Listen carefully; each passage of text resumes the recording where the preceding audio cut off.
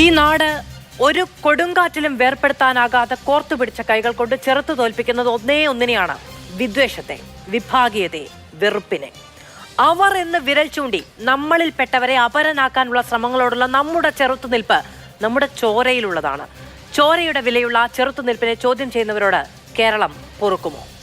Palakkad bud സ്കൂളിന് RSS സ്ഥാപകനെ പേരിടാനുള്ള തീരുമാനം, അതിടെയുണ്ടാക്കിയ വിവാദങ്ങൾ, മലപ്പുറത്തിനെതിരായ വെള്ളാപ്പള്ളിയുടെ പ്രസംഗവും അദ്ദേഹം തിരുത്തി പറഞ്ഞ ആ പ്രസംഗത്തെ ന്യായീകരിച്ച് ആ പ്രസംഗത്തിൽ മുഖ്യമന്ത്രി നടത്തിയ പ്രശംസയും, സോളിഡാരിറ്റി പ്രതിഷേധത്തിലെ സയ്യിദ് കുത്തുബിന്റെ പോസ്റ്ററും അടക്കം വെല്ലുവിളിക്കുന്നത് എന്തിനെയൊക്കെയാണ്, ആരെയാണ്? ഈ ചോദ്യങ്ങളാണ് സൂപ്പർ പ്രൈം ടൈം ഇന്ന് വിശദമായ ചർച്ചയ്ക്ക് മുന്നോട്ട് വെക്കുന്നത്. നമ്മളോടൊപ്പം അതിഥികൾ ചേരും.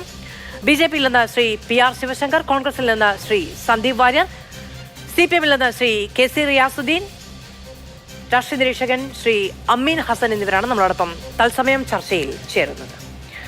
ശ്രീ PR ശിവശങ്കരൻ, ഇന്നിപ്പോൾ പ്രമീള ശശിധരൻ പറഞ്ഞിരിക്കുന്നത് ബഡ് സ്കൂളിന് ഹെഡ്ഗേവാറിന്റെ പേരിടാനുള്ള തീരുമാനം അത് അങ്ങനെ തന്നെ മുന്നോട്ട് പോകുമെന്നുള്ളതാണ്. ഇന്നവിടെ യൂത്ത് കോൺഗ്രസിന്റെ പ്രതിഷേധം ഉണ്ടാകുന്നുണ്ട്. യൂത്ത് കോൺഗ്രസ് പ്രവർത്തകരോട് വാഴ വെക്കുന്നുണ്ട്. ഈ പ്രതിഷേധം ഈ തീരുമാനത്തെ നിന്ന് പിന്നോട്ട് പോകാനുള്ള ഒരു ഇന്ധനമായി BJP കാണുന്നുണ്ടോ? എന്തുകൊണ്ടാണ് അങ്ങനെ ഒരു പ്രതിഷേധം എന്നതിനെ നിങ്ങൾ എങ്ങനെയാണ് കാണുന്നത്? ഞാൻ മനസ്സിലാക്കുന്നത് ഈ പ്രതിഷേധങ്ങളെല്ലാം കോൺഗ്രസ്സിന് ചരിത്രം അറിയാത്തത് കൊണ്ടാണ്. അത് പൂർവ്വകാല ചരിത്രം മാത്രമല്ല, ഈ അടുത്ത കാലത്തെ ചരിത്രം വരെ കോൺഗ്രസ്സിന് മനസ്സിലാവുന്നില്ല, അല്ലെങ്കിൽ അവർ വായിച്ച് പഠിക്കാൻ ശ്രമിക്കുന്നില്ല എന്നുള്ളതാണ്. ഞാൻ കുറച്ച് ചെറിയ ചരിത്രങ്ങൾ മാത്രം ഞാൻ പറയാം. 1990-കളിൽ ഇലന്തൂർ പഞ്ചായത്ത് കോൺഗ്രസ് ഭരിക്കുന്ന പഞ്ചായത്തായിരുന്നു, അന്നും ഇന്നും ഭരിക്കുന്നതാണ്. ഡോക്ടർ ഹെഡ്ഗേവാറിൻ്റെ പേരുള്ള റോഡ് ഇട്ടിട്ടുണ്ട്, ഇപ്പോഴും ഉണ്ടായ റോഡ്. ഇവിടെ കോട്ടയ്ക്കകത്ത് ആശുപത്രി മുതൽ വാഴപ്പള്ളി വരെ 1900 ഡോക്ടർ ഹെഡ്ഗേവാർ റോഡ് ഇട്ടിട്ടുണ്ട്. ഇങ്ങനത്തെ ധാരാളം കണക്കുകൾ ഞങ്ങൾക്ക് പറയാൻ പറ്റും. കോൺഗ്രസ് തന്നെ 90-കളിൽ ഇട്ട ഇതിൻ്റെ പേരുകളാണ്. ഇങ്ങനെ ഒരു കാലഘട്ടത്തിൽ കോൺഗ്രസ് ഡോക്ടർ ഹെഡ്ഗേവാറിനെ അനഭിമതനായി കണ്ടിരുന്നില്ല എന്നുള്ള ഭാഗത്തു നിന്ന് ഇന്ന് അവർക്ക് മറ്റെന്തോ രാഷ്ട്രീയത്തിൻ്റെ പേരിൽ കുറച്ച് ഒരു പ്രത്യേക സമുദായത്തിൻ്റെ ജാതിയുടെ വോട്ട് കിട്ടുവാൻ വേണ്ടിയിട്ട് ഈ ഒരു പേരിനെ വിമർശിക്കുമ്പോൾ തങ്ങളെന്തോ വലിയ മതേതരവാദികളാകുന്നു എന്നുള്ള ഒരു ഭാഷയിലാണ് സംസാരിക്കുന്നത്. അത് യുവ നേതാക്കൾക്ക് രാഷ്ട്രീയമായി ചരിത്രബോധമില്ലാത്തതിൻ്റെ കുറവോ അല്ലെങ്കിൽ അവരുടെ നേതാക്കൾക്ക് അവരെ നിയന്ത്രിക്കാൻ കഴിയില്ലാത്തതിൻ്റെ പ്രശ്നമായിരിക്കാം. ഒരു രാഷ്ട്രീയമായ മീഡിയ സ്പേസ് കിട്ടാൻ വേണ്ടിയിട്ടുള്ള ഒരു ശ്രമത്തിൻ്റെ ഭാഗമാണ്. 2, ഇവർക്ക് ദീർഘകാലത്തെ രാഷ്ട്രീയ ചരിത്രമോ ഈ സ്വാതന്ത്ര്യ സമരത്തിൻ്റെ ചരിത്രമോ അറിഞ്ഞൂടാ. മോട്ടിലാൽ നെഹ്റു തന്നെ വന്ന് ഡോക്ടർ ഹെഡ്ഗേവാറിനെ സ്വീകരിച്ച ചരിത്രമുണ്ട്. ഇവർ ചരിത്രം പഠിക്കട്ടെ. 25 മുൻപ് അല്ല, 1930, 25 മുമ്പുണ്ട്, 30-ലുണ്ട്. 1930 ഉപ്പ് സത്യാഗ്രഹത്തിന് പകരമുള്ള വനസത്യാഗ്രഹത്തിൻ്റെ പേരിൽ ഡോക്ടർ ജി രണ്ടാമത് പോയപ്പോൾ നാഗ്പൂർ ജയിലിൽ നിന്ന് വന്നപ്പോൾ മോട്ടിലാൽ നെഹ്റുവും വിട്ടർഭാൽ പട്ടേൽ, സർദാർ പട്ടേലിൻ്റെ ബ്രദർ, രാജഗോപാലാചാര്യടക്കം സ്വീകരിച്ച ചരിത്രമുണ്ട്. അതിനു മുൻപ് താങ്കൾ ഉദ്ദേശിച്ച അദ്ദേഹം ജയിലിൽ പോയ ചരിത്രമുണ്ട്. നാഗ്പൂർ ICC അന്നത്തെ നാഗ്പൂരിലെ സെക്രട്ടറി ആയിരുന്നു. ഇതെല്ലാം ആ കാലഘട്ടത്തിൽ EMS എങ്ങനെയാണോ കോൺഗ്രസിൻ്റെ ചരിത്രത്തിൻ്റെ ഭാഗമായും കോൺഗ്രസ്സുകാരായിരുന്ന പോലെ അദ്ദേഹവും. ഇനി ഒരൊറ്റ കാര്യം കൂടി, CPM-കാർക്ക് doctor Hedgewar is a nationalist and സ്വാതന്ത്ര്യ സമര സേനാനിയാണെന്ന് EMS അദ്ദേഹത്തിൻ്റെ പുസ്തകത്തിൽ പറഞ്ഞിട്ടുണ്ട്. അപ്പോൾ കോൺഗ്രസ്സുകാർക്കോ CPM-കാർക്കോ EMS-ന്റെ പുസ്തകം വായിച്ച CPM-കാർക്കെങ്കിലും മിനിമം MA ബേബി ഇപ്പം ഉണ്ടല്ലോ, അവർക്ക് പോലും ഇതിനെ അനുകൂലിക്കാനേ പറ്റുള്ളൂ. അല്ലെ, ഈ 925 മുമ്പ് അദ്ദേഹം കോൺഗ്രസിന്റെ ഭാഗമായിരുന്നു, അങ്ങ് തന്നെ പറഞ്ഞതുപോലെ കോൺഗ്രസിന്റെ ഭാരവാഹിയായിരുന്നു. അപ്പോൾ ആ സമയത്ത് അദ്ദേഹം സ്വാതന്ത്ര്യ സമരത്തിന്റെ ഭാഗമായിട്ടുണ്ട്, അദ്ദേഹം അതിന്റെ പേരിൽ ജയിലിൽ പോയിട്ടുണ്ട്. ഇതൊക്കെ അങ്ങ് പറഞ്ഞതുപോലെ പഴയ ചരിത്രമാണ്. അപ്പോൾ EMS സ്വാഭാവികമായും അങ്ങനെ പറയുകയും ചെയ്യും. അദ്ദേഹം RSS സ്ഥാപകനാകുന്നത് കൊണ്ട് അദ്ദേഹം അതിനു മുൻപ് പങ്കെടുത്തിരുന്ന സ്വാതന്ത്ര്യ സമര ചരിത്രങ്ങളെ ഒന്നും അങ്ങനെ ശേഷമുണ്ട്. ശരി, ശ്രീ സന്ദീപ് വാര്യർ കേൾക്കാമോ?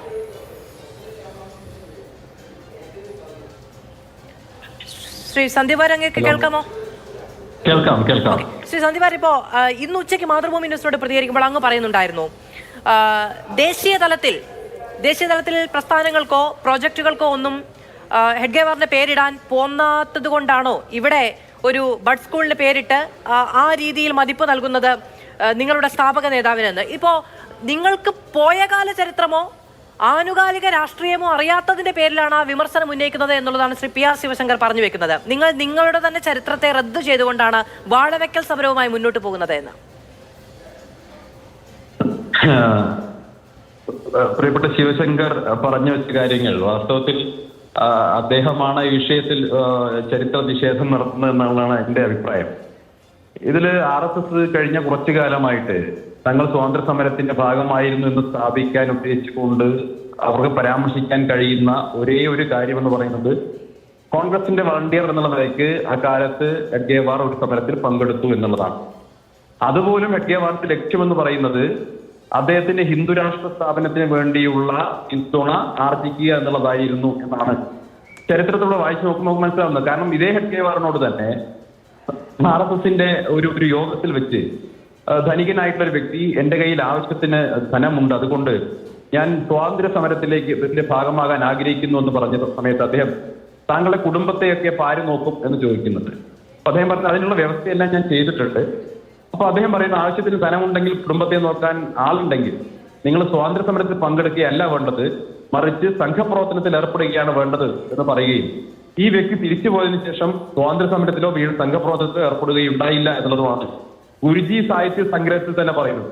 അതായത് ദ്വിതീയ സർസംഘചാലകായിരുന്ന ഗുരുജി ഗോൾവൽക്കർ തന്നെ ഡോക്ടർ ഹെഡ്ഗേവാറിനോട് ഒരു സ്വയം സേവകൻ അല്ലെങ്കിൽ അന്നത്തെ സമയത്തെ ഒരു പ്രധാനപ്പെട്ട വ്യക്തി ഒരു ചോദ്യോത്തര പരിപാടിയിൽ ചോദിച്ചതിന്റെയും ഹെഡ്ഗേവാർ നൽകിയ ഉത്തരവും കൃത്യമായി പറയുന്നുണ്ട്. അല്ല, ആ മറുപടി നമ്മൾ എത്രയോ ചർച്ചയിൽ ഉന്നയിക്കുകയും ആ വിഷയവുമായി സംസാരിക്കുകയും ഒക്കെ ചെയ്തിട്ടുണ്ട്. ഇപ്പോൾ ശ്രീ PR ശിവശങ്കർ പറയുന്നത് 1930-കളിൽ, അതായത് RSS സ്ഥാപിക്കപ്പെട്ടതിന് ശേഷവും അദ്ദേഹം സ്വാതന്ത്ര്യ സമരവുമായി ബന്ധപ്പെട്ട് പ്രവർത്തിച്ചിട്ടുണ്ട്, രണ്ടാമത് ജയിലിൽ പോയിട്ടുണ്ട് തുടങ്ങിയ കാര്യങ്ങളൊക്കെയാണ്. അപ്പോൾ ഇത്രയും കാലം പറഞ്ഞതൊക്കെ നിങ്ങളുടെ ഈ പറയുന്ന ചരിത്രബോധമില്ലായ്മയിൽ നിന്ന് ഒഴിവായതാണ്. ആഭ്യന്തര ശത്രുക്കളെ നേരിടാനല്ല, ബ്രിട്ടീഷുകാർക്കെതിരെ തന്നെ അദ്ദേഹം പിന്നീടും RSSന്റെ രൂപവൽക്കരണത്തിന് ശേഷവും അല്ലെ അങ്ങനെയാണ് ഒരു വാദം ഉന്നയിച്ചത്. അപ്പോൾ RSSന്റെ രൂപവൽക്കരണത്തിന് ശേഷവും പ്രവർത്തിച്ചിട്ടുണ്ട്. അങ്ങനെ ഒരാളാണെങ്കിൽ എന്തുകൊണ്ട് ഒരു ബഡ് സ്കൂളിന് പേരിടുമ്പോൾ നിങ്ങൾ അതിനെതിരെ പ്രതിഷേധിക്കണം, നിങ്ങൾ അവിടെ കൊണ്ടുപോയി വാഴ വെക്കണം? മധു, RSS മുന്നോട്ട് വെച്ചിട്ടുള്ള ദേശീയത ഏതാണ്? അത് ഹിന്ദു ദേശീയതയാണ്, രാഷ്ട്ര ദേശീയത, രാഷ്ട്ര പ്രമാണത്തിന് വേണ്ടിയിട്ടാണ് അവർ പ്രവർത്തിക്കുന്നത്. ഇന്ത്യൻ സ്വാതന്ത്ര്യ സമരം എന്തിനു വേണ്ടിയിട്ടായിരുന്നു? ഇന്ത്യൻ ദേശീയതയ്ക്ക് വേണ്ടിയിട്ടുള്ളതായിരുന്നു. അന്ന് ബ്രിട്ടീഷുകാരുടെ ഏറ്റവും വലിയ ആവശ്യം എന്ന് പറയുന്നത് ഹിന്ദു മുസ്ലിം ഡിവൈഡ് ആയിരുന്നു. ഗാന്ധിജി ഹിന്ദു മുസ്ലിം ഐക്യത്തിന്റെ ഒരു കാവൽ മാലാഖയെ പോലെ പ്രവർത്തിച്ചുകൊണ്ട് അതിനുവേണ്ടി പ്രവർത്തിക്കുമ്പോൾ ആ ഹിന്ദു മുസ്ലിം ഐക്യത്തിന് തുരങ്കം വെക്കാൻ വേണ്ടി പ്രവർത്തിച്ച സംഘടനയാണ് RSS. അന്ന് ഹിന്ദു മുസ്ലിം ഐക്യത്തിന് വേണ്ടി ഹിന്ദു മുസ്ലിം ഐക്യത്തെ തുരങ്കം വെക്കാൻ വേണ്ടി പ്രവർത്തിച്ച RSS വാസ്തവത്തിൽ ആരെയാണ് ഇൻഡയറക്ട്ലി സഹായിച്ചത്? അത് ബ്രിട്ടീഷുകാരെയായിരുന്നു. ഇന്ത്യൻ ദേശീയതയ്ക്ക് വേണ്ടിയിട്ടുള്ള സ്വാതന്ത്ര്യ സമരത്തിന് എങ്ങനെയാണ് ഹിന്ദു ദേശീയതയ്ക്ക് വേണ്ടി പ്രവർത്തിക്കുന്ന RSSന്റെ ഭാഗമാക്കാൻ സാധിക്കുക? എനിക്ക് ഒറ്റ കാര്യമേ പ്രിയപ്പെട്ട ശിവശങ്കറോട് ചോദിക്കാനുള്ളൂ. RSS 1925 മുതൽ 47 വരെ പ്രവർത്തിക്കുന്നിടയ്ക്ക് ഒരു വരിയെങ്കിലും RSSന്റെ ഏതെങ്കിലും ഒരു നേതാവ്, അന്നത്തെ സർസംഘചാലക അടക്കമുള്ള ആരെങ്കിലും ഒരാൾ ഒരു വരി ബ്രിട്ടീഷ് സാമ്രാജ്യത്വത്തിനെതിരായി എഴുതുകയോ സ്വാതന്ത്ര്യ സമരത്തിൽ പങ്കെടുക്കാൻ വേണ്ടി സ്വയം സേവകരോട് ആഹ്വാനം ചെയ്യുകയോ ചെയ്തതായി നിങ്ങൾ കാണിച്ചു തരാൻ സാധിക്കുമോ? ഒരു ചോദ്യമാണ് ശ്രീ സന്ദീപ്, ഞാൻ അങ്ങേക്ക് വരാം. അങ്ങേക്ക് തത്സമയം ഈ ചർച്ചയിൽ അതിനിടയിൽ ജോയിൻ ചെയ്യുകയുമാകാം. ശ്രീ റിയാസുദ്ദീൻ, ഇപ്പൊ കഴിഞ്ഞ ദിവസം നമ്മൾ സൂപ്പർ പ്രൈം ടൈമിൽ തന്നെ വിഷയമായി എടുക്കുകയും കേരളം ആകെ ചർച്ച ചെയ്യുകയും ചെയ്തത് മലപ്പുറത്തിനെതിരായ വെള്ളാപ്പള്ളി നടത്തിയ ഒരു പ്രസംഗമാണ്. അതിന്റെ പിറ്റേ ദിവസം മാധ്യമങ്ങൾ ചോദിക്കുന്ന സമയത്ത് അദ്ദേഹത്തിന്റെ സമുദായത്തിന് അവിടെ ഉണ്ടാകുന്ന റെപ്രസെന്റേഷനിൽ, അവിടെ ഉണ്ടാകുന്ന ഈ വിദ്യാഭ്യാസ സ്ഥാപനങ്ങളും ആരോഗ്യ സ്ഥാപനങ്ങളും അടക്കം കിട്ടുന്നതിലെ അനീതിയെക്കുറിച്ചാണ് ഞാൻ ചൂണ്ടിക്കാട്ടിയത് എന്ന് പറഞ്ഞ് അദ്ദേഹം തന്നെ പിന്നോട്ട് പോകുന്ന ഒരു സാഹചര്യം ഉണ്ടായിരുന്നു ആ പ്രസംഗവുമായി ബന്ധപ്പെട്ട്. എന്റെ വാക്കുകളെ വളച്ചൊടിച്ചതാണ്, ഞാൻ അത് മാത്രമാണ് ഉദ്ദേശിച്ചത് എന്നുള്ളത്. പക്ഷെ അദ്ദേഹം പറഞ്ഞതൊക്കെ പകൽ പോലെ അവിടെ തന്നെ നിൽക്കുകയും ചെയ്തു. അതിനുശേഷം കേരളത്തിന്റെ മുഖ്യമന്ത്രി ആലപ്പുഴയിൽ അദ്ദേഹത്തിന്റെ 3 പതിറ്റാണ്ട് തികയ്ക്കുന്ന, അതായത് ഈ ജനറൽ സെക്രട്ടറി സ്ഥാനത്ത് 3 പതിറ്റാണ്ട് തികയ്ക്കുന്ന ചടങ്ങിൽ പോയി അദ്ദേഹം പറഞ്ഞത് കുമാരനാശനേക്കാൾ സംഭാവന നൽകിയ ഒരാൾ എന്ന നിലയ്ക്ക് പറയാൻ അദ്ദേഹം താല്പര്യപ്പെടുന്നുണ്ടെങ്കിൽ പറയാം. പക്ഷെ അതേ സമയത്ത് തന്നെ അദ്ദേഹത്തിന്റെ പ്രസംഗം ഒരു രാഷ്ട്രീയ പാർട്ടിക്കെതിരെയായിരുന്നു, അത് മാധ്യമങ്ങൾ വളച്ചൊടിച്ചതാണ് എന്ന നിലയ്ക്ക്, അതായത് വെള്ളാപ്പള്ളി നടേശൻ പോലും അവകാശപ്പെടാത്ത തരത്തിൽ അതിനെ ന്യായീകരിക്കാനും, ഇനി അങ്ങനെ ഒരു രാഷ്ട്രീയ പാർട്ടിക്കെതിരെയാണ് എങ്കിൽ ഈ പ്രസംഗം ഇനിയും ആവർത്തിക്കാമല്ലോ, കാരണം കേരളത്തിന്റെ മുഖ്യമന്ത്രിയാണ് പറയുന്നത് അതൊരു രാഷ്ട്രീയ പാർട്ടിക്കെതിരെ നടന്ന പ്രസംഗമാണെന്ന്, ആ തരത്തിൽ ലഘൂകരിക്കാനും ആ തരത്തിൽ പ്രശംസിക്കാനും ആ തരത്തിൽ അതിന് സാധുത നൽകാനും കഴിയുന്ന സാഹചര്യം എന്താണ്? അദ്ദേഹം പറഞ്ഞത് എന്താണ് എന്ന് മനസ്സിലാകാത്ത ഒരാളായിരുന്നു കേരളത്തിന്റെ മുഖ്യമന്ത്രി.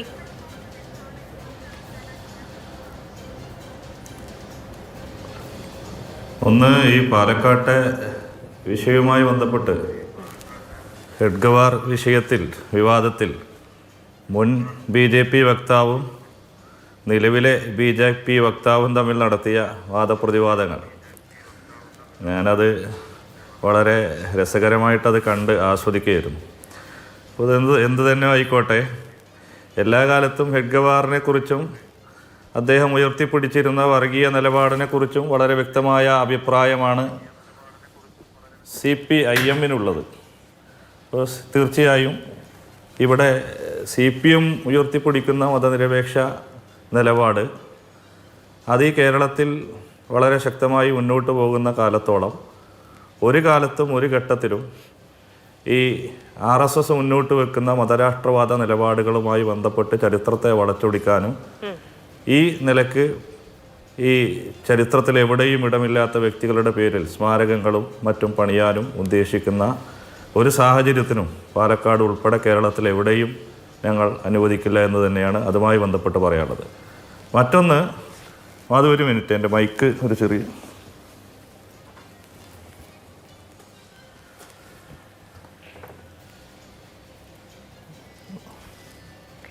റിയാസ് പറയുന്നത് എനിക്ക് കേൾക്കാൻ പറ്റും. അത് ഓക്കെ ഈ മൈക്ക് ഒരു ഡിസ്കണക്ഷൻ. പറഞ്ഞോളൂ. ഇവിടെ പിന്നെ വെള്ളാപ്പള്ളിയുമായി ബന്ധപ്പെട്ട് വെള്ളാപ്പള്ളി നടേശൻ മലപ്പുറവുമായി ബന്ധപ്പെട്ട് അദ്ദേഹം നടത്തിയ പ്രസ്താവനകൾ അത് അവരുടെ തന്നെ സംഘടനയുടെ ഒരു യോഗത്തിൽ നടത്തിയ സാമാന്യം സമയമെടുത്ത പ്രസംഗത്തിലെ ഒരു ചെറിയ ഭാഗം മാത്രമാണ് പുറത്ത് വന്നതായി നമ്മൾ കണ്ടതും കേട്ടതും അറിഞ്ഞതും മനസ്സിലാക്കിയതും. പക്ഷെ ആ അറിഞ്ഞ കാര്യങ്ങൾ വെച്ച് മനസ്സിലാക്കിയ കാര്യങ്ങൾ വെച്ച് മലപ്പുറം ജില്ലയുമായി ബന്ധപ്പെട്ട് വെള്ളാപ്പള്ളി നടേശൻ പറഞ്ഞ ഒരു കാര്യങ്ങളോടും CPIM അതല്ലെങ്കിൽ ഇടതുപക്ഷമോ ഒരു നിലക്കും യോജിക്കുന്നതല്ല. വളരെ കൃത്യമാണ്. അത് കേരളത്തിൻ്റെ മുഖ്യമന്ത്രിയും CPIM-ന്റെ ജനറൽ സെക്രട്ടറിയും ഉൾപ്പെടെ പറഞ്ഞതാണ്. അതുമായി ബന്ധപ്പെട്ട നിലപാട് വ്യക്തമാക്കിയതാണ്. കാരണം ഞാൻ ഭൂമിശാസ്ത്രപരമായി പാലക്കാട് ജില്ലയിൽ ജീവിക്കുന്ന ഒരാളാണെങ്കിലും മലപ്പുറത്തിൻ്റെ ബോർഡറിൽ മലപ്പുറവുമായി നിരന്തരം ഓരോ ദിവസവും ബന്ധപ്പെട്ട് ജീവിക്കുന്ന ഒരാളാണ്. മലപ്പുറത്ത് നിന്ന് വിവാഹം കഴിച്ച ഒരാളാണ്. സ്വാഭാവികമായും മലപ്പുറം ജില്ലയിൽ ജീവിക്കുന്ന അല്ലെങ്കിൽ അവിടെ ആ മലപ്പുറത്ത് ജീവിക്കുന്ന ഒരാൾക്ക് അത്തരത്തിലൊരു അഭിപ്രായം ഒരു കാലത്തും പ്രത്യേകിച്ച് ഏത് വിഭാഗത്തിൽപ്പെട്ട ഒരാൾക്കും ഉണ്ടാവില്ല എന്നും മലപ്പുറവുമായി ബന്ധപ്പെട്ട് വെള്ളാപ്പള്ളി നടേശൻ പറഞ്ഞ കാര്യങ്ങൾ മലപ്പുറത്തല്ല കേരളത്തിലെവിടെയും ഒരു ജാതി വിവേചനവും ഒരു വിഭാഗവും ഒരു ജാതീയമായ വിവേചനവും അഭിമുഖീകരിക്കുന്നില്ല എന്നതും നമുക്കറിയാവുന്നതാണ്. അതിനെ തികഞ്ഞ അവജ്ഞയോടുകൂടി തള്ളിക്കളയേണ്ടതുമാണ്. അല്ല, അങ്ങനെ തികഞ്ഞ അവജ്ഞയോടുകൂടി തള്ളിക്കളയുന്നു എന്നുള്ളതൊക്കെയാണ് CPM-ന്റെ രാഷ്ട്രീയ ഭാഷ്യം. മുഖ്യമന്ത്രി ആദ്യഘട്ടത്തിൽ അങ്ങനെ ചെയ്തു എന്ന് റിയാസുദ്ദീൻ അവകാശപ്പെടുകയും ചെയ്യുന്നു. പക്ഷേ ഈ പറയുന്ന ഈ 30-ാം വർഷവുമായി ബന്ധപ്പെട്ട സമ്മേളനത്തിൽ മുഖ്യമന്ത്രി നേരത്തെ തന്നെ ക്ഷണിതാവാണ്. അവിടേക്ക് അദ്ദേഹം പോകേണ്ടതുണ്ട്. മന്ത്രിമാരടക്കമുള്ളവരുണ്ട്. അവിടെ ചെല്ലുന്നു. വെള്ളാപ്പള്ളിയെ അവിടെ ചെന്ന് പഴിക്കണം എന്നൊന്നും ഇവിടെ ആരും പറയുന്നില്ല. അങ്ങനെയല്ല, നമ്മളൊരു നല്ല പരിപാടിക്ക് പോകുമ്പോൾ നല്ല വാക്ക് പറയാൻ പറ്റുന്ന സാധ്യതകൾ അന്വേഷിച്ച് നല്ല വാക്ക് പറഞ്ഞു വരിക എന്നുള്ളതാണ് സുജന മര്യാദ. ശരി. പക്ഷെ അവിടെ പോയിട്ട് അദ്ദേഹം പറഞ്ഞതിനെ ഒരു രാഷ്ട്രീയ പാർട്ടിക്കെതിരെ പറഞ്ഞതാണ്, അത് വക്രീകരിച്ചതാണ്, മാധ്യമങ്ങൾ വളച്ചൊടിച്ചതാണ് എന്ന് പറഞ്ഞ് ന്യായീകരിക്കേണ്ട അവസ്ഥ എന്താണ്? അല്ല, വെള്ളാപ്പള്ളി നടേശനെ വിമർശിക്കേണ്ട സമയത്തെല്ലാം വളരെ ശക്തമായി കൃത്യമായി വിമർശിച്ച പാർട്ടിയാണ് CPIM. കണിച്ചിക്കുളങ്ങരയിൽ പന്തല് കെട്ടി വെള്ളാപ്പള്ളി നടേശനെതിരെ അദ്ദേഹത്തിന്റെ നിലപാടുകൾക്കെതിരെ പ്രസംഗിച്ച ഏക രാഷ്ട്രീയ പാർട്ടി CPIM ആണ്. ഈ പറയുന്ന മുസ്ലിം ലീഗോ കോൺഗ്രസോ ഒന്നുമല്ല. അവൻ വിമർശിക്കേണ്ട സമയത്ത് കൃത്യമായ നിലപാടുകൾ സ്വീകരിച്ചു തന്നെയാണ് CPIM മുന്നോട്ട് പോയിട്ടുള്ളത്. പക്ഷെ ഈ വിഷയത്തിൽ അദ്ദേഹം പറഞ്ഞ ആ പ്രസംഗത്തിലെ നിലപാടിൽ പിന്നീട് ഉറച്ചു നിൽക്കുകയല്ല വെള്ളാപ്പള്ളി ചെയ്തത്. അദ്ദേഹത്തെ സന്ദർശിച്ച ഇന്ത്യൻ നാഷണൽ ലീഗിൻ്റെ നേതാക്കന്മാരോട് ഉൾപ്പെടെ ഞാൻ ആ നിലപാടിൽ ഉറച്ചു നിൽക്കുകയല്ല, അതിൽ നിന്ന് പുറകോട്ട് പോകുന്നു, മലപ്പുറത്തെക്കുറിച്ചോ മുസ്ലിം വിഭാഗത്തെക്കുറിച്ചോ അത്തരം ഒരു അഭിപ്രായം എനിക്കില്ല. നമുക്ക് രാജ്യത്ത് ബാബരി മസ്ജിദ് RSSകാരാൽ സംഘപരിവാർ ക്രിമിനലുകളാൽ തകർക്കപ്പെട്ട സമയത്തുൾപ്പെടെ SNDP യോഗവും അതുപോലെ വെള്ളാപ്പള്ളി നടേശനും ഉയർത്തിപ്പിടിച്ച നിലപാട് അത് പ്രത്യേകിച്ച് ഈ സാഹചര്യത്തിൽ അദ്ദേഹം ഓർമ്മപ്പെടുത്തുകയാണ് ചെയ്തത്. അപ്പൊ എന്നെ ഒരു വർഗീയവാദിയാക്കാൻ വേണ്ടി ശ്രമിക്കേണ്ട, ഞാൻ പറഞ്ഞ നിലപാടുകളെ വളച്ചൊടിച്ചതാണ്. മുസ്ലിം ലീഗുമായി ബന്ധപ്പെട്ട വിഷയത്തിൽ തരം പോലെ ഉപയോഗിക്കുന്നുണ്ട്. വളച്ചൊടിക്കലും പിന്നോട്ട് പോക്കും രണ്ടാണ്. പറഞ്ഞതുപോലെ കേരളത്തിൽ പച്ചവെയിലിൽ കത്തി നിൽക്കുന്നുണ്ട്. പറഞ്ഞതുപോലെ നിൽക്കുന്നുണ്ട്. പിറ്റേ ദിവസം ആ പറഞ്ഞതിന്റെ പേരിൽ കേരളത്തിൽ ഉയർന്ന വിമർശനങ്ങളുടെ പശ്ചാത്തലത്തിൽ അതിൽ നിന്ന് പിന്നോട്ട് പോയി എന്നത് ശരിയുമാണ്. ശ്രീ റിയാസുദ്ദീൻ, ഞാൻ അങ്ങേക്ക് വരാം. ശ്രീ അമീൻ, കേൾക്കാമോ?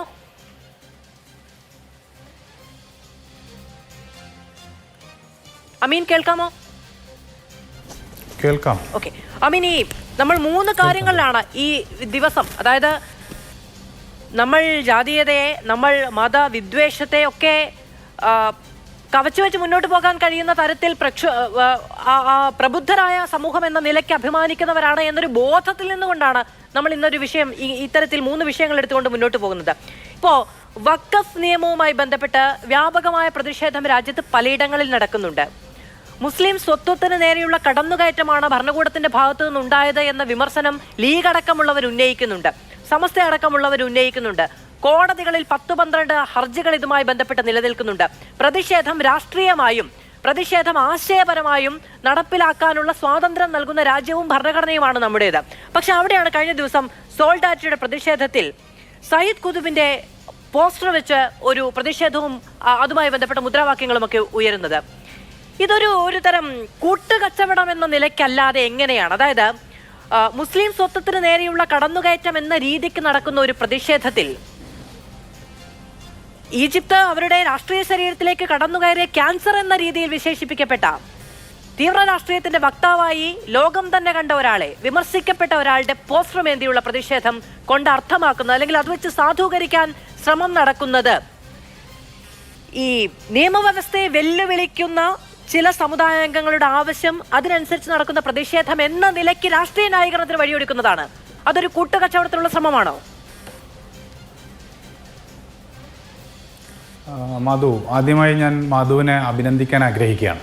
ഇന്ന് കേരളത്തിലെ മാധ്യമങ്ങൾ പലരും പതിവായും സാധാരണ മുസ്ലിം സംഘടനകൾക്കെതിരെ മാത്രം ഉയരുന്ന രാഷ്ട്രീയ വിമർശനങ്ങളെ, അല്ലെങ്കിൽ അത്തരത്തിലുള്ള രാഷ്ട്രീയ താല്പര്യങ്ങളെ മാത്രം മുൻനിർത്തിയുള്ള ചർച്ചകൾ നടത്തുന്നതിന് പകരം കേരളത്തിൽ നിർബന്ധമായും ചർച്ച ചെയ്യപ്പെടേണ്ടുന്ന 3 പ്രശ്നങ്ങൾ, സമാനമായി വിമർശനങ്ങൾ ഉയർന്ന 3 പ്രശ്നങ്ങളെ ഒരുമിച്ചെടുത്ത് ചർച്ച ചെയ്യാൻ തീരുമാനിച്ചതിനെ ഞാൻ ആത്മാർത്ഥമായി അഭിനന്ദിക്കാൻ ആഗ്രഹിക്കുകയാണ്. അതിൽ കൃത്യമായൊരു രാഷ്ട്രീയമുണ്ട്. ഒരു മുസ്ലിം വിരുദ്ധമായ ഒരു രാഷ്ട്രീയത്തെ മാധു ഉയർത്തിപ്പിടിക്കുന്നില്ല എന്നതിനെ ഞാൻ ആ സമുദായത്തിൽ നിന്നുള്ള ഒരു അംഗം എന്ന നിലയിൽ ആത്മാർത്ഥമായി അഭിനന്ദിക്കുകയാണ്. മാധുവിൻ്റെ ചോദ്യത്തിലേക്ക് വരുന്നതിന് മുമ്പ് നേരത്തെ ഇവിടെ ഉന്നയിക്കപ്പെട്ട ഒരു കാര്യത്തിൽ മലപ്പുറം ജില്ലക്കാരൻ എന്നുള്ള നിലക്കുള്ള ഒരു അഭിപ്രായം പറഞ്ഞുകൊള്ളട്ടെ. റിയാസുദ്ദീൻ ന്യായീകരിക്കാൻ ശ്രമിച്ചതുപോലെയല്ല ഞങ്ങളുടെ ജില്ലയെ, ഇവിടുത്തെ മുസ്ലിങ്ങളോ തീയരോ ദളിതരോ മറ്റേത് സമുദായക്കാരോ ആണെങ്കിലും മലപ്പുറം ജില്ലയിലെ മൊത്തം മനുഷ്യരെയും വംശീയമായി അധിക്ഷേപിച്ച ഒരു ക്രിമിനൽ ആക്ട് എന്ന് ഉറപ്പിച്ചു പറയാവുന്ന ഒരു പ്രസ്താവനയെ അതിനെതിരെ നടപടി സ്വീകരിക്കേണ്ടുന്ന പോലീസിൻ്റെ ആഭ്യന്തരമന്ത്രി അദ്ദേഹത്തിന് സ്വീകരണം നൽകുന്ന ഒരു വേദിയിൽ പോയി ന്യായീകരിച്ചു എന്നുള്ളതിനെ അതീവ ഗൗരവമായി കാണേണ്ടതാണ്. ഈ തരത്തിലുള്ള വർഗീയവും വംശീയവുമായ പ്രസ്താവനകൾക്ക്, മുസ്ലിം വിരുദ്ധവും ഇസ്ലാമോഫോബിയ നിറഞ്ഞതുമായ പ്രസ്താവനകൾക്ക് ന്യായീകരിക്കാൻ കഴിയുന്ന അത്തരം പ്രസ്താവനകളെ പ്രോത്സാഹിക്കുന്ന നിലപാടാണ് കേരളത്തിൻ്റെ ആഭ്യന്തരമന്ത്രി കൂടിയായിട്ടുള്ള മുഖ്യമന്ത്രി സ്വീകരിച്ചത് എന്നുള്ളത് അത് അത്യന്തികം അപലപനീയമാണ്. അതിലുള്ള വിമർശനം, ശക്തമായ പ്രതിഷേധം ആ ജില്ലയിൽ നിന്നുള്ള ഒരാൾ എന്ന നിലയിൽ ഞാൻ ഉന്നയിക്കുകയാണ്. ഇനി മാധുവിൻ്റെ ചോദ്യത്തിലേക്ക് വന്നാൽ, മധു ആ പ്രദേശത്തുകാരൻ എന്നുള്ള നിലയിൽ ആ സമരം നേരിൽ കണ്ട ഒരാളാണ് ഞാൻ. അതോടൊപ്പം തന്നെ ഈ വിദ്യാർത്ഥികളുടെയും യുവാക്കളുടെയും ജാമ്യാപേക്ഷയ്ക്ക് വേണ്ടി ഹൈക്കോടതി ബഹുമാനപ്പെട്ട മജിസ്ട്രേറ്റ് കോടതിയിൽ ഹാജരായ ഒരു അഭിഭാഷകനുമാണ്. അതാണ് എനിക്ക് ആ സമരവുമായുള്ള ബന്ധം. അതിൽ നിന്ന് ഞാൻ മനസ്സിലാക്കിയ ഒരു കാര്യം, മധു, ഈ ഒരു ആംഗിളിലല്ല, യഥാർത്ഥത്തിൽ ആംഗിളിൽ മാത്രമല്ല ആ വിഷയം ചർച്ച ചെയ്യപ്പെടേണ്ടതെന്ന് ഞാൻ ഗൗരവമായി മനസ്സിലാക്കുന്നു. കാരണം കേരളത്തിൽ നടന്ന ആദ്യത്തെ വഖഫ് ഈ ഭേദഗതിക്ക് ശേഷം നടന്ന തെരുവിൽ നടന്ന ആദ്യത്തെ പ്രതിഷേധ പ്രകടനവും ഇത്രയും ശക്തമായ പ്രതിഷേധമാണ് നടന്നിട്ടുള്ളത്. അതിന് മാർച്ച് 9 ആ പ്രതിഷേധത്തിന് ആ തരത്തിലുള്ള ഒരു രാഷ്ട്രീയ പ്രാധാന്യമുണ്ട് എന്ന് ഞാൻ മനസ്സിലാക്കുന്നു. അതേസമയം മധു, എങ്ങനെയാണ് പോലീസ് അതിനെ നേരിട്ടത് എന്നുള്ളത് കൂടി ഞാൻ മധുവിൻ്റെ ചോദ്യത്തിലേക്ക് നിശ്ചയമായും വരും. അതിനു മുമ്പ് ഇത് പറഞ്ഞ് അവസാനിപ്പിക്കാമെന്ന് കരുതിയിട്ട് മാത്രമാണ്. മധു, ആ സമരത്തിൽ പങ്കെടുക്കുന്നതിൻ്റെ ബസ്സുകൾ മുഴുവൻ പിടിച്ചെടുക്കുമെന്ന് പറഞ്ഞൊരു ഇൻഡാസ് ഇറക്കി കേരളത്തിൽ അനിത സാധാരണമായ ഒരു രീതിയിൽ ആ സമരത്തെ അടിച്ചമർത്താൻ കേരള പോലീസ് ശ്രമിച്ചു. ഞാൻ നേരത്തെ സൂചിപ്പിച്ചല്ലോ, വെള്ളാപ്പള്ളി നടേശനെതിരായ ആ 1/2 ഡസനിലധികം പ്രശ്നമുണ്ട്. അങ്ങനെ ഭരണകൂടത്തിന്റെ ഭാഗത്തുനിന്ന് ഒരു എക്സസ് ഉണ്ടായെന്ന് നിങ്ങൾ ആരോപിക്കുന്നുണ്ട് എങ്കിൽ നിങ്ങൾ ആ സമരത്തിന്റെ രാഷ്ട്രീയത്തെ, അല്ലെങ്കിൽ സമരത്തിന്റെ ഉദ്ദേശത്തെ നിങ്ങൾ തന്നെ ഒറ്റുകൊടുത്തു, അല്ലെങ്കിൽ നിങ്ങൾ തന്നെ അതിനെ റദ്ദ് ചെയ്തു. ശേഷം നിങ്ങൾക്ക് എങ്ങനെയാണ് ഭരണകൂടത്തെ വിമർശിക്കാൻ കഴിയുന്നത്? ഞാനതിന് നിങ്ങൾ എന്നുള്ളതിലും അതിൻ്റെ വിമർശനം ഒരു ചോദ്യമായി മനസ്സിലാക്കിയാണ്. എനിക്കതിൽ പ്രത്യേകിച്ച് യാതൊരു പങ്കുമില്ല. അതേസമയം ഞാൻ പറഞ്ഞ പോയിന്റ് ഞാൻ പറഞ്ഞ് അവസാനിപ്പിക്കാം. ഒരുപക്ഷെ നമ്മൾ രണ്ട് അഭിപ്രായക്കാരായിരിക്കും. അതിനും അതിൻ്റെ അഭിപ്രായം ഉണ്ടാകും, എനിക്ക് എൻ്റെ അഭിപ്രായം. ഞാൻ പറഞ്ഞതിന് ശേഷം അതിന് വിമർശനം ഉണ്ടെങ്കിലും അതിന് ഉന്നയിക്കാം. ഞാൻ പറഞ്ഞ ഇത്ര മാത്രമാണ്. അതായത് ആ സമരത്തെ വളഞ്ഞിട്ട് ആക്രമിച്ച് ഗ്രനേഡ് അടക്കം പ്രയോഗിച്ചതിന് ശേഷം പോലീസുകാരെ മർദ്ദിച്ചു എന്ന പേരിൽ കേസ് രജിസ്റ്റർ ചെയ്ത് കോടതിയിൽ ഹാജരാക്കി. ബഹുമാനപ്പെട്ട കോടതി ബൂൺ സർട്ടിഫിക്കറ്റ് ഉണ്ടോ, പോലീസുകാർക്ക് പരിക്ക് പറ്റിയതിന് രേഖകളുണ്ടോ എന്ന് ചോദിച്ചപ്പോൾ ഒരു ബൂൺ സർട്ടിഫിക്കറ്റ് പോലും ഹാജരാക്കാൻ കഴിയാതെ വ്യാജമായ കാര്യങ്ങൾ പറഞ്ഞ് അത്തരത്തിൽ വഖഫ് ഭേദഗതിക്കെതിരായ പ്രക്ഷോഭങ്ങളെ അടിച്ചമർത്താൻ കേരള പോലീസ് ശ്രമിക്കുന്നു എന്നതിൻ്റെ ഒരു അടയാളം കൂടി അവിടെ കാണാൻ സാധിച്ചിരുന്നു. ആ ആംഗിൾ കൂടി ശ്രദ്ധിക്കേണ്ടതാണ് എന്നാണ് ഞാൻ സൂചിപ്പിച്ചത്. ഇനി മാധുവിൻ്റെ ചോദ്യത്തിലേക്ക് ഞാൻ വരാം. മാധു, എൻ്റെ അഭിപ്രായത്തിൽ സയ്യിദ് കുത്തുബിൻ്റെ ചിത്രത്തിന് ഇന്ത്യയിലെ വഖഫ് പ്രക്ഷോഭങ്ങളിൽ യാതൊരു പ്രസക്തിയുമില്ല. അത്തരത്തിൽ അത് ഉയർത്തുന്നതിൽ പ്രത്യേകിച്ച് യാതെങ്കിലും ഔചിത്യമുണ്ട് എന്ന് ഞാൻ കരുതുന്നുമില്ല. അതേസമയം ആ പ്രക്ഷോഭത്തിൽ ഉയർന്നത് 10-30ഓളം പ്രക്കാളുകളാണ്. ഇന്ത്യയിലെ പൗരത്വ പ്രക്ഷോഭത്തിലെ സമരനായകരുടെ ചിത്രങ്ങൾ, ആ തരത്തിൽ ഇന്ത്യയിലുള്ള വ്യത്യസ്ത മുസ്ലിം ബാബരി മസ്ജിദിൻ്റെ ചിത്രം, ഇങ്ങനെ വളരെ പ്രസക്തമായ ധാരാളം ചിത്രങ്ങൾ ആ സമരത്തിൽ ഉയർന്നിരുന്നു. അതിൽ നിന്ന് ശ്രദ്ധ തിരിക്കാൻ കഴിയുന്ന തരത്തിലുള്ള ഒരു ചിത്രമാണ് യഥാർത്ഥത്തിൽ സയ്യിദ് കുത്തുബ് എന്ന് പറയുന്നത്. ജമാഅത്തെ ഇസ്ലാമിക്കാർ സയ്യിദ് കുത്തുബിനെ കുറിച്ച് നമ്മൾ വായിക്കുന്നത് ജമാഅത്തെ ഇസ്ലാമിയുടെ പ്രസിദ്ധീകരിച്ചിട്ടുള്ള പുസ്തകങ്ങളിൽ നിന്നാണ്. അവരെ സംബന്ധിച്ചിടത്തോളം സയ്യിദ് കുത്തുബ് എന്ന് പറയുന്നത് അവർ അംഗീകരിക്കുന്ന അവരുടെ ഒരു നേതാവാണ്. എങ്ങനെയാണോ സ്റ്റാലിനെയും മാവോയെയും മാർക്സിനെയും ഏംഗൽസിനെയും ഒക്കെ കമ്മ്യൂണിസ്റ്റുകാർ ഉയർത്തിപ്പിടിക്കുന്നത്, അങ്ങനെയായിരിക്കണം അവരതിനെ ഉയർത്തിപ്പിടിക്കുന്നത്. പക്ഷേ ഈ സമരത്തിൽ എന്ത് പ്രസക്തി എന്ന ചോദ്യം വളരെ പ്രസക്തമാണ്. എന്ന് മാത്രമല്ല, കേരളത്തിലെ മാർക്സിസ്റ്റുകൾക്കും ഹിന്ദുത്വവാദികൾക്കും ഈ മുസ്ലിം കർത്തൃത്വത്തിൽ നടക്കുന്ന എല്ലാ സമരങ്ങളെയും അടിച്ചമർത്താനും പലതരത്തിലുള്ള ഇസ്ലാമോഫോബിയ നിറഞ്ഞ പ്രചരണങ്ങൾ നടത്താനും നിരന്തരമായി ശ്രമങ്ങൾ നടന്നുകൊണ്ടിരിക്കുന്ന ഈ രാജ്യത്ത് പൗരത്വ പ്രക്ഷോഭങ്ങൾക്കെതിരെ പോലും, പൗരത്വ പ്രക്ഷോഭങ്ങളെ ഭരണകൂടം അടിച്ചമർത്തുന്നത് പോലെ തന്നെ മുസ്ലിം കർത്തൃത്വത്തിൽ നടന്ന പൗരത്വ പ്രക്ഷോഭങ്ങളെ, ഷഹീൻ ബാഗിലെ സമരങ്ങളെ, വിദ്യാർത്ഥി സമരങ്ങളെയൊക്കെ ഈ അർത്ഥത്തിൽ കേരളത്തിലെ പൊതുമണ്ഡലത്തിൽ അതിശക്തമായി ഒരു ദുർബലപ്പെടുത്താനുള്ള ശ്രമങ്ങൾ നടന്നിട്ടുണ്ട്. അതിനൊരു അവസരം നൽകുന്ന തരത്തിലുള്ള ഒരു സാധ്യത അതിലൂടെ തുറന്നു വെച്ചിട്ടുണ്ട് എന്ന നിലയ്ക്ക് അത് അനുചിതമാണ് എന്ന അഭിപ്രായം തന്നെയാണ് എനിക്കുള്ളത്. അത് ശരി. അതായത് എവിടെയാണോ രാഷ്ട്രീയം, അതായത് അവനവന്റെ സ്വത്വത്തെ, അവനവന്റെ രാഷ്ട്രീയത്തെ മറ്റുള്ളവർ മനസ്സിലാക്കുന്നില്ല എന്ന് നിരന്തരം വിലപിക്കേണ്ടി വരുന്ന ഒരു രാഷ്ട്രീയത്തെ പ്രതിനിധീകരിച്ച് തെരുവിലിറങ്ങുമ്പോൾ, അങ്ങ് തന്നെ പറഞ്ഞതുപോലെ ഈ വിഷയത്തിൽ കേരളത്തിൽ നടന്ന ആദ്യത്തെ തെരുവിൽ നടന്ന പ്രതിഷേധമാണെങ്കിൽ ആ രാഷ്ട്രീയ ബുദ്ധി വെച്ച് പുലർത്താതെ അതിനെതിരെ ഭരണകൂടം സ്വീകരിച്ച നിലപാടുകളെയോ അതിനെതിരെ വരുന്ന രാഷ്ട്രീയ വിമർശനങ്ങളെയോ കുറ്റം പറയുമ്പോൾ അവനവന്റെ രാഷ്ട്രീയ ബോധ്യമില്ലായ്മ എന്ന നിലയ്ക്ക് തന്നെ അതിനെ എടുക്കണം. ഈ കാണുന്നത്ര നിഷ്കളങ്കമായി ഒരു അഭിഭാഷകന്റെ മുഴുവൻ കൗശലത്തോടെയും അങ്ങ് പൊതിഞ്ഞു പറഞ്ഞതുപോലെ അല്ല ആ രാഷ്ട്രീയം പിന്നീട് വിമർശിക്കപ്പെട്ടത് എന്നുള്ളത് വ്യക്തമാണ്. എങ്ങനെയാണോ ഇപ്പോ ഇത് നോക്കൂ, ഒരു ബഡ് സ്കൂളുമായി ബന്ധപ്പെട്ട്, ഒരു ബഡ് സ്കൂൾ എന്ന് പറയുമ്പോൾ രാജ്യാന്തര തലത്തിൽ പ്രസിദ്ധി നേടുന്ന ഒരു, അല്ലെങ്കിൽ രാജ്യം മുഴുവൻ ഉറ്റുനോക്കുന്ന ഒരു സ്ഥാപനമല്ല. അവിടെ RSSന്റെ സ്ഥാപകന്റെ പേരിടുന്നു എന്ന് പറയുമ്പോൾ ഇവിടെ ഉണ്ടാകുന്ന രാഷ്ട്രീയ വിവാദങ്ങൾ ഇത്രയാണ് എങ്കിൽ, ഈ കേരളത്തിൽ ആദ്യമായി വഖഫ് നിയമവുമായി ബന്ധപ്പെട്ട പ്രതിഷേധത്തിനിടെ വരുന്ന ഒരു പോസ്റ്റർ, അതിലുണ്ടാകുന്ന രാഷ്ട്രീയ വിവാദങ്ങൾ എത്രയാണെന്ന് ബോധ്യമില്ലാത്തവരാണെങ്കിൽ അവരെ രാഷ്ട്രീയം പേറാൻ യോഗ്യരല്ല എന്നുള്ളതാണ്. അവർ വിലയിട്ട് വെക്കുന്നതും അവർ പിന്നീടുള്ള രാഷ്ട്രീയ ചർച്ചകൾക്ക് വഴിമരുന്നിട്ട് കൊടുക്കുന്നതും ഇത്ര നിഷ്കളങ്കതയോടെ അല്ല സ്വീകരിക്കപ്പെടുക, അല്ലെങ്കിൽ നിഷ്കളങ്കതയോടെ അല്ല അവർ തന്നെ അതിനെ പ്രചരിപ്പിക്കുന്നത് എന്നത് പറഞ്ഞു പോകാതെ നിവൃത്തിയുമില്ല. ശ്രീ പി ആർ ശിവശങ്കർ ഇപ്പോ RSSന്റെ ഞാൻ വരാം അമീൻ. ശ്രീ പി ആർ ശിവശങ്കർ, RSSന്റെ സ്ഥാപക നേതാവിന്റെ പേരിൽ ഒരു ബഡ് സ്കൂൾ ഉണ്ടാക്കാനുള്ള തീരുമാനമുണ്ടാകും. ഇത് നോക്കൂ, നമ്മളെ സമൂഹത്തിൽ ഇപ്പൊ അങ്ങ് പറയുന്നു നേരത്തെ ഇവിടെ കോട്ടക്കകത്തൊരു വഴിക്ക് പേരിടുന്നുണ്ട്, അവിടെ പേരിടുന്നുണ്ട്, ഇവിടെ പേരിടുന്നുണ്ട് എന്നൊക്കെ. ഇത് സർക്കാരിന്റെ ഫണ്ട് ഉപയോഗിച്ച് നിർമ്മിക്കുന്ന ഒരു സ്ഥാപനമാണ്. നമ്മുടെ രാജ്യവുമായി ബന്ധപ്പെട്ട, അല്ലെങ്കിൽ നമ്മുടെ ദേശനിർമ്മിതിയുടെ ഭാഗമായ നമ്മുടെ പ്രധാനമന്ത്രിമാരുടെയോ നമ്മുടെ രാഷ്ട്രത്തെ നയിച്ച നേതാക്കളുടെയോ ഒക്കെ പേരുകൾ പലയിടങ്ങളിൽ ഇടാറുണ്ട്. പക്ഷേ ഹെഡ്ഗേവാർ അറിയപ്പെടുന്നത് RSSന്റെ സ്ഥാപകൻ എന്ന നിലയ്ക്കു തന്നെയാണ്. ഹെഡ്ഗേവാറിന്റെ പേരിടുമ്പോൾ ഉണ്ടാകുന്ന വിമർശനങ്ങളെ BJP ചെറുക്കുന്നത് അദ്ദേഹം ഒരു ദേശീയ നേതാവ് അല്ലെങ്കിൽ സ്വാതന്ത്ര്യ സമര സേനാനിയാണ് എന്ന് പറഞ്ഞുകൊണ്ടല്ല. അദ്ദേഹം RSSന്റെ നേതാവാണ്. ആ പേരിൽ തന്നെ അവിടെ അറിയപ്പെടും, ആ പേരിൽ തന്നെ ഈ സ്ഥാപനം ഉണ്ടാകും എന്നുള്ളതാണ്. അപ്പോഴത്തെ രാഷ്ട്രീയ ലക്ഷ്യം വ്യക്തമല്ലേ? ഇതിൽ ചെറിയ രണ്ട് വ്യത്യാസങ്ങൾ എനിക്ക് പറയാൻ ആഗ്രഹിക്കുന്നു. ഒന്ന്, നിങ്ങളിപ്പോൾ ഇതൊക്കെ പറയുമ്പോഴും ഞാൻ ആദ്യം എൻ്റെ സുഹൃത്ത് ശ്രീ സന്ദീപ് വാര്യർക്ക് 2 മറുപടി കൊടുത്തിട്ട് ഞാൻ തിരിച്ചു വരാം. അദ്ദേഹം വായിക്കേണ്ടത് രാകേഷ് സിൻഹ എഴുതിയ 2004 പുറത്തിറക്കിയ വാർത്താ വിതരണ പ്രക്ഷേപണ വകുപ്പ് മന്ത്രാലയം പുറത്തിറക്കിയ ഒരു പുസ്തകമുണ്ട്. ഡോക്ടർ ഹെഡ്ഗേവാറിൻ്റെ ഒരു പുസ്തകമുണ്ട് 2004 പുറത്തിറക്കിയത്. അതിൽ മൻമോഹൻ സിംഗും അതേപോലെ തന്നെ രാഹുലും ശ്രീ പ്രണബ് മുഖർജിയൊക്കെ അതിനുശേഷം ഭരിച്ചിരുന്നതാണ്. വാർത്താ വിതരണ വകുപ്പ് മന്ത്രി ഇറക്കിയതാണ്. അതിൽ പറഞ്ഞ ഡീറ്റെയിലാണ് ഞാനീ പറഞ്ഞത്. 1930 താങ്കൾ ചോദിച്ച സംശയം ആ പുസ്തകത്തിലുണ്ട്. അദ്ദേഹത്തിന് ആ പുസ്തകത്തിൻ്റെ പേജ് കീറിക്കളഞ്ഞായിരിക്കില്ല ഞങ്ങളുടെ കാലഘട്ടത്തിൽ അദ്ദേഹം വായിച്ചതെന്ന് ഞാൻ വിശ്വസിക്കുന്നു. 2, EMS തന്നെ എഴുതിയിട്ടുണ്ട്. ഇത് നിങ്ങളൊക്കെ വായിച്ചോണ്ട് EMSൻ്റെ ഒരു പുസ്തകമുണ്ട്. എന്തുകൊണ്ട് അത് CPM-കാർ ഇപ്പോൾ പുറത്തിറക്കുന്നില്ല? ആകെ 2 പുസ്തകമുള്ളൂ. ഒന്ന് CC ലൈബ്രറിയിലുണ്ട്, ഒന്ന് എൻ്റെ കയ്യിലുണ്ട്. ആ പുസ്തകത്തിൽ പറഞ്ഞിരിക്കുന്ന doctor Hedgewar, the founder of the RSS, a nationalist who participated in the Gandhi-led movement. He continued to be a congressman for a decade more than and participated in 1930 Salt Satyagraha. 8ാമത്തെ page in BJP RSS in the service of the right reaction. ഈ പുസ്തകം പുറത്തിറങ്ങിയ വർഷം 923 വരെ. എൻ്റെ പൊന്ന് സാറേ, ഞാൻ വായിച്ച് കഴിയട്ടെ. 923 വരെ അങ്ങനെയാണ്. അല്ല സാർ, EMS എഴുതിയ പുസ്തകത്തിൽ താങ്കൾക്ക് വേണമെങ്കിൽ ഇപ്പോൾ ഞാൻ മാധുവിന് കോപ്പി ഇട്ടേക്കാം. BJP RSS in the service of right reaction, page number 8, first. പുസ്തകം പുറത്തിറങ്ങിയ വർഷം ഏതാണ്?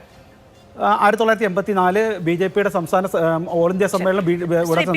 ഇപ്പോ ഇതിനകത്തൊരു പ്രശ്നം എന്താണെന്ന് വെച്ചിട്ടുണ്ടെങ്കിൽ കഴിഞ്ഞ ഒരു 10-20 വർഷം, 2000 ഒരു നിമിഷം, ഈ 10-20 വർഷത്തിന് ആദ്യത്തെ ഈ പറയുന്ന BJP സർക്കാർ അധികാരത്തിൽ വന്നതിന് ശേഷം, അന്നത്തെ പോട്ടെ, 2014 BJP സർക്കാർ അധികാരത്തിന് വന്നതിന് ശേഷം നടപ്പിലാക്കപ്പെടുന്ന അജണ്ടകളെ പറ്റി കൂടി, അജണ്ടകളുടെ അടിസ്ഥാനത്തിൽ കൂടിയാണ് ഇവിടെ ഈ രാഷ്ട്രീയ പ്രതിരോധം ഉണ്ടാവുന്നത്.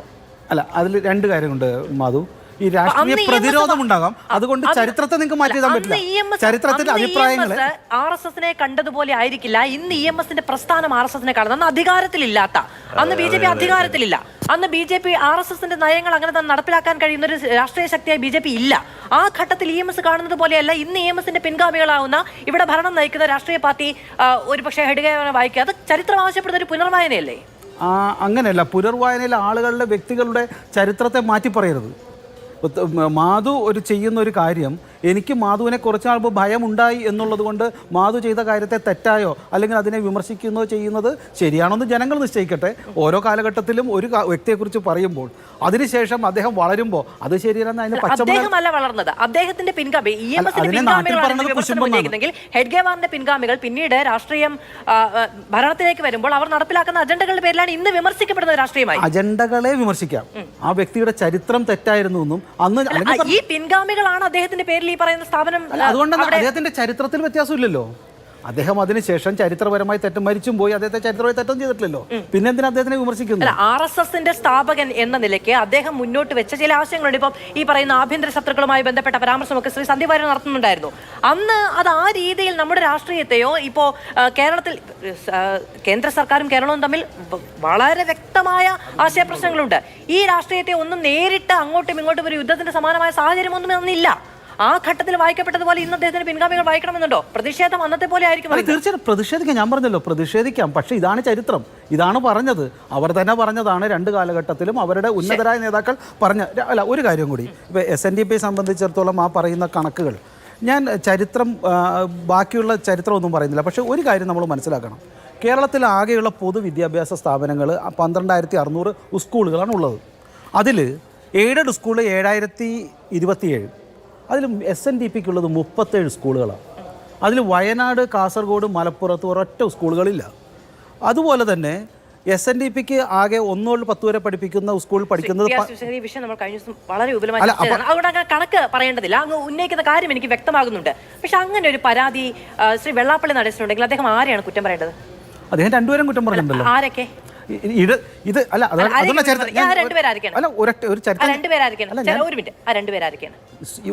ഒരേപോലെ LDFും UDF ഉത്തരവാദികളാണ്. കാരണം +2 അനുവദിച്ചപ്പോ ഒരു സ്കൂൾ പോലും കിട്ടാതെ UDFനെയും LDFനെയാണ് കുറ്റം പറയേണ്ടത്. അദ്ദേഹം പക്ഷെ പറഞ്ഞത് ആരെയാണ്? മുസ്ലിം ലീഗാണല്ലോ അതിനകത്തൊരു കക്ഷി. മുസ്ലിം ലീഗ് ആണല്ലോ ആ കാലഘട്ടത്തിൽ പറഞ്ഞത് മുസ്ലിം ലീഗിനെയും അല്ല, അതെ. അദ്ദേഹം പറഞ്ഞത് മലപ്പുറം ഒരു പ്രത്യേക രാജ്യമാണ്. അല്ല, മലപ്പുറത്ത് സ്വാതന്ത്ര്യത്തിന്റെ വായു കിട്ടുന്നില്ല. ഞാൻ മലപ്പുറത്തെ കണക്ക് പറയുമ്പോൾ അത് പറയിപ്പിക്കുന്നില്ല. മലപ്പുറത്തെ കണക്ക് പറയുമ്പോൾ മലപ്പുറത്ത് അങ്ങനെ ഒരു പരാധീനത SNDP അനുഭവിക്കുന്നുണ്ടെങ്കിൽ അതിന് കുറ്റം പറയേണ്ടത് രാഷ്ട്രീയ പാർട്ടികളെയാണ്. അദ്ദേഹം കുറ്റം പറയുന്നത് മലപ്പുറത്തെയാണ്. മലപ്പുറത്ത് സ്വാതന്ത്ര്യത്തിന്റെ വായു കിട്ടുന്നില്ല എന്ന് അദ്ദേഹം പറയുമ്പോൾ മലപ്പുറം ഒരു പ്രത്യേക രാജ്യമാണ് എന്ന് പറയുമ്പോൾ മാധുവിന് തന്നെ ഞാൻ കണക്കുകളിലേക്ക് പോകുമ്പോൾ നിങ്ങൾക്ക് ഇത്ര ഭയം? ഒരു ഭയവുമല്ല. ആ കണക്ക് ഞാൻ സമ്മതിച്ചു. വെള്ളാപ്പള്ളി നടേശന് കണക്കുകൾ മാത്രം വിശ്വസിച്ചാൽ നൂറോളം സ്കൂളുകളുള്ള ഒരു ജില്ലയിൽ 100ഓളം സ്കൂളുകളുള്ള ഒരു ജില്ല. വെള്ളാപ്പള്ളി നടേശനും SNDPക്കും ഒരുപക്ഷെ കാര്യങ്ങൾ തുടങ്ങാൻ താല്പര്യമില്ലാത്തത് കൊണ്ടാണെങ്കിലോ? എത്ര പ്രാവശ്യം +2 സ്കൂളിന് അപേക്ഷ കൊടുത്തു? എത്ര പ്രാവശ്യം നിരസിക്കപ്പെട്ടു? എത്ര പ്രാവശ്യം വെള്ളാപ്പള്ളി ആരാണ് നിരസിച്ച? അവിടുത്തെ പൊതുജനമല്ലല്ലോ, പൊതുജനമാണെന്ന് അദ്ദേഹം പറഞ്ഞില്ലല്ലോ. പക്ഷെ മലപ്പുറം ഒരു പ്രത്യേക രാജ്യമാണെന്നും അവിടെ സ്വാതന്ത്ര്യത്തിന് വായു കിട്ടുന്നില്ല എന്ന് പറയുമ്പോൾ പൊതുജനത്തെയും ഭൂമികയുമാണോ സർക്കാരിനെയോ രാഷ്ട്രീയ പാർട്ടികളെയാണോ അദ്ദേഹം വിമർശിക്കുന്നത്? അപ്പൊ രാജ്യത്തെ വിമർശിക്കുമ്പോൾ, നരേന്ദ്രമോദിയെ വിമർശിക്കുമ്പോൾ മുഴുവൻ ഹിന്ദുക്കളാണോ നിങ്ങൾ വിമർശിക്കുന്നത്? അല്ലല്ലോ. എനിക്ക് മനസ്സിലായില്ല. നിങ്ങൾ ഒരു പ്രദേശത്തെ വിമർശിക്കുമ്പോൾ, അല്ലെ നരേന്ദ്രമോദിയെ വിമർശിക്കുമ്പോൾ ഹിന്ദുക്കളല്ലല്ലോ വിമർശിക്കുന്നത്. പക്ഷെ നരേന്ദ്രമോദി വിമർശിക്കുമ്പോൾ അയ്യോ ഹിന്ദുക്കളെയാണോ അല്ലയോ രാജ്യത്തെയാണോ എന്ന് പറയുന്നത് BJP തന്നെയാണ്. നിങ്ങൾ പറയുന്നതാണെന്നാണ് ഞാൻ പറഞ്ഞത്. നിങ്ങൾക്ക് ബോധ്യമുണ്ടോ? നിങ്ങളുടെ ബോധ്യമല്ലല്ലോ. അദ്ദേഹം പറഞ്ഞത് മലപ്പുറം ഒരു പ്രത്യേക രാജ്യമാണ് എന്നാണ്. അതായത് മലപ്പുറം ഒരു പ്രത്യേക രാജ്യമാണ്, അവിടെ ഞങ്ങൾക്ക് അനുമതി കിട്ടില്ല എന്ന് അദ്ദേഹം പറയുമ്പോൾ, അവിടെ സ്വാതന്ത്ര്യത്തിന്റെ വായു സമുദായാംഗങ്ങൾക്ക് കിട്ടുന്നില്ല എന്ന് അദ്ദേഹം പറയുമ്പോൾ അതൊരു ഭൂമികയെ പറ്റിയാണ്. അദ്ദേഹത്തിന് മറ്റ് 13 ജില്ലകളെ ഭൂമികയെ പറ്റി എന്നുള്ളത് മാധു അതിനോട് ഭാഷ്യമാണ്. രാഷ്ട്രീയ പാർട്ടിയാണോ? അല്ല, പക്ഷെ മലപ്പുറത്ത് അത്തരത്തിലുള്ള വിവേചനം നടക്കുന്നു എന്ന് പറയുമ്പോൾ ആരാണ് വിവേചനത്തിന്റെ ഉത്തരവാദി എന്നല്ലേ മനസ്സിലാക്കേണ്ടത്? അതാണ് അദ്ദേഹം പറയുന്നത്. ഉത്തരവാദി സർക്കാരാണ്. ഇതിപ്പോ തീരുമാനം എടുക്കേണ്ടത് ഒരു ക്യാബിനറ്റ് ആണ്. ഈ ക്യാബിനറ്റ് ഈ സർക്കാർ എന്ന് അദ്ദേഹം പറഞ്ഞിരുന്നെങ്കിൽ ഒരുപക്ഷെ മുഖ്യമന്ത്രി അവിടെ പോയി സർക്കാരല്ല എന്ന് പറഞ്ഞിട്ടില്ല, സർക്കാരാണെന്ന് പറഞ്ഞില്ല. എന്തിനാണ് നിങ്ങൾ മലപ്പുറം എന്ന് പറഞ്ഞു? മലപ്പുറം എന്ന് പറഞ്ഞാൽ ഒരു മതത്തിന്റെ മാത്രമാണ്. അവിടെ 25% ഹിന്ദുക്കളുണ്ട്, അവിടെ 25% ഹിന്ദുക്കളുണ്ട്, 15% ക്രിസ്ത്യൻസ് ഉണ്ട്. അതെന്തിനാ മലപ്പുറത്ത് ശ്വാസമില്ല എന്നുള്ളതാണ് അദ്ദേഹത്തിന് അങ്ങനെ തോന്നിയിട്ടില്ല. അദ്ദേഹത്തിന് അങ്ങനെ തോന്നുന്നിടത്താണ് വിമർശനം ഉണ്ടാകുന്നത്. ശ്രീ PR ശിവശങ്കർ, ശ്രീ സന്ധ്യവാരൻ, നിങ്ങൾ വോട്ടിന് വേണ്ടി കാട്ടിക്കൂട്ടുന്നതാണോ? മാധു, പ്രിയപ്പെട്ട ശിവശങ്കർ പറഞ്ഞ പല കാര്യങ്ങളിലും അദ്ദേഹം ആശ്രയിച്ചത് രാകേഷ് സിൻഹയുടെ പുസ്തകമാണ്. ഈ രാകേഷ് സിൻഹ RSS ഐഡിയോളോഗാണ്. അദ്ദേഹത്തിൻ്റെ പുസ്തകത്തെ ആശ്രയിക്കേണ്ട കാര്യമില്ല. RSS തന്നെ പുറത്തിറക്കിയിട്ടുള്ള ഗുരുജി സമഗ്ര ദർശൻ ആ പുസ്തകത്തിൽ കൃത്യമായിട്ട് ഈ കാര്യങ്ങൾ സൂചിപ്പിക്കുന്നുണ്ട്. മാത്രമല്ല അതേ പുസ്തകത്തിൽ ഗുരുജി സമഗ്ര ദർശൻ വോള്യം 4 പേജ് 40 പറയുന്നത്, we should remember that in our pledge we have talk of freedom of the country through defending religion and culture. മതത്തെയും സംസ്കാരത്തെയും ഡിഫെൻഡ് ചെയ്തുകൊണ്ടുള്ള സ്വാതന്ത്ര്യത്തെക്കുറിച്ചാണ് ഞങ്ങൾ സങ്കല്പിക്കുന്നത്. There is no mention of departure of British from here. ബ്രിട്ടീഷുകാർ ഇവിടുന്ന് പോകുന്നതിനെ കുറിച്ച് ഞങ്ങൾ ചിന്തിച്ചിട്ടേ ഇല്ല എന്നുള്ളതാണ് ഗുരുജി പറഞ്ഞിട്ടുള്ളത്. അതായത് ദ്വിതീയ സർസംഘചാലകായിരുന്ന ഗുരുജി ഗോൾവൽക്കർ പറഞ്ഞിട്ടുള്ള 1. 2, ഞാൻ നേരത്തെ സൂചിപ്പിച്ചു, ഡോക്ടർ ഹെഡ്ഗേവാർ തന്നെ അദ്ദേഹത്തോട് സ്വാതന്ത്ര്യ സമരത്തിൽ പങ്കെടുക്കാൻ വേണ്ടി ഒരാൾ അനുവാദം ചോദിച്ചപ്പോൾ അദ്ദേഹം അതിനെ നിരുത്സാഹപ്പെടുത്തുകയാണ് ചെയ്തത്. ഇവിടെ പ്രധാനപ്പെട്ട ചോദ്യം എന്താണ്? ഡോക്ടർ ഹെഡ്ഗേവാറിൻ്റെ പേരിൽ ഒരു മുനിസിപ്പാലിറ്റി കെട്ടിടം തുടങ്ങുന്ന സമയത്ത് എന്തിൻ്റെ പേരിലാണ് അദ്ദേഹത്തിന് വേണ്ടി സ്മാരകം ഒരുക്കേണ്ടത്? അദ്ദേഹത്തിൻ്റെ സംഭാവനകൾ എന്താണ് ഈ രാജ്യത്തിന്? RSSന്റെ രൂപീകരണമാണോ ആ സംഭാവന? അങ്ങനെയാണെങ്കിൽ സ്വാതന്ത്ര്യ സമരത്തിൽ RSSന്റെ പങ്കെന്താണ്? ഡോക്ടർ ഹെഡ്ഗേവാറോ ഗുരുജി ഗോൾവൽക്കറോ അടക്കം ഈ 25 മുതൽ 47 വരെയുള്ള കാലഘട്ടത്തിൽ എവിടെയെങ്കിലും ബ്രിട്ടീഷുകാർക്കെതിരായിട്ടുള്ള ഏതെങ്കിലും ഒരു പോരാട്ടത്തിന് വേണ്ടി അണികളെ ആഹ്വാനം ചെയ്യുന്ന ഒരു വരിയെങ്കിലും കാണിച്ചു തരാൻ രാകേഷ് സിൻഹയുടെ പുസ്തകമാവട്ടെ ഏതെങ്കിലും ഒരു പുസ്തകത്തിൽ കാണിച്ചു തരാൻ സാധിക്കുമോ? ഒരു വരി പോലും ഇല്ല. അന്നും ഓർഗനൈസർ ഉണ്ടായിരുന്നല്ലോ. ഇന്നിപ്പോൾ ഈ ക്രിസ്ത്യൻ സഭകളുടെ ഭൂമിയുടെ കണക്കൊക്കെ പറയുന്ന ഓർഗനൈസർ അന്നും ഉണ്ടായിരുന്നു. ആ ഓർഗനൈസറിലോ അങ്ങനെയെങ്കിൽ അന്നത്തെ ഏതെങ്കിലും ഒരു RSS പ്രസിദ്ധീകരണത്തിലോ ബ്രിട്ടീഷുകാർക്കെതിരായിട്ടുള്ള ഒരു പോരാട്ടത്തിന് ആഹ്വാനം ചെയ്യുന്ന ഒരു വരി പോലും RSS പ്രസിദ്ധീകരിച്ചിട്ടില്ല. അവർ ഹിന്ദു ദേശീയതയ്ക്ക് വേണ്ടിയിട്ടാണ് അന്നും ഇന്നും എന്നും നിലകൊള്ളുന്നത്. ഇന്ത്യൻ ദേശീയതയ്ക്ക് വേണ്ടി. കാരണം സ്വാതന്ത്ര്യ സമരം എന്തിനു വേണ്ടിയാണ് നടന്നത്? ഇന്ത്യൻ ദേശീയതയ്ക്ക് വേണ്ടിയിട്ടാണ്. ഇന്ത്യൻ ദേശീയത എന്ന് പറയുമ്പോൾ ഹിന്ദുവും മുസ്ലിമും ക്രിസ്ത്യാനിയും ഒക്കെ ഉണ്ട്. സിഖുകാരനും ജൈനും പാഴ്സിയും മതമുള്ളവനും മതമില്ലാത്തവനും ഉണ്ട്. അവരെല്ലാം ഒറ്റക്കെട്ടായി നിൽക്കണമെന്ന് പറയുന്ന ഗാന്ധിജിയുടെ മതനിരപേക്ഷ സങ്കല്പത്തിനെതിരായിട്ട് ഗാന്ധിജിയെ വിമർശിച്ചുകൊണ്ടേയിരിക്കുകയായിരുന്നു. ഗാന്ധിജിക്ക് എതിരായിട്ടുള്ള നിലപാടുകൾ സ്വീകരിക്കുകയായിരുന്നു. സമരം പോലും ചെയ്തിട്ടുണ്ട്.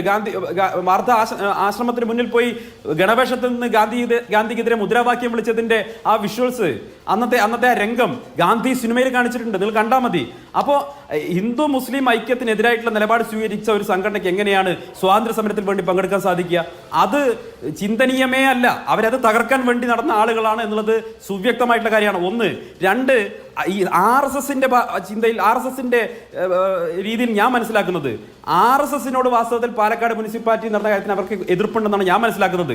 ശിവശങ്കർജിക്കും ആ കാര്യം അറിയുന്നുണ്ടായിരിക്കും. എന്താണ് ഞാൻ ചോദിക്കട്ടെ, 10 വർഷക്കാലം ഇപ്പൊ ഏതൊക്കെയോ പഞ്ചായത്തിൽ റോഡ് പണിതു എന്ന് പറഞ്ഞു.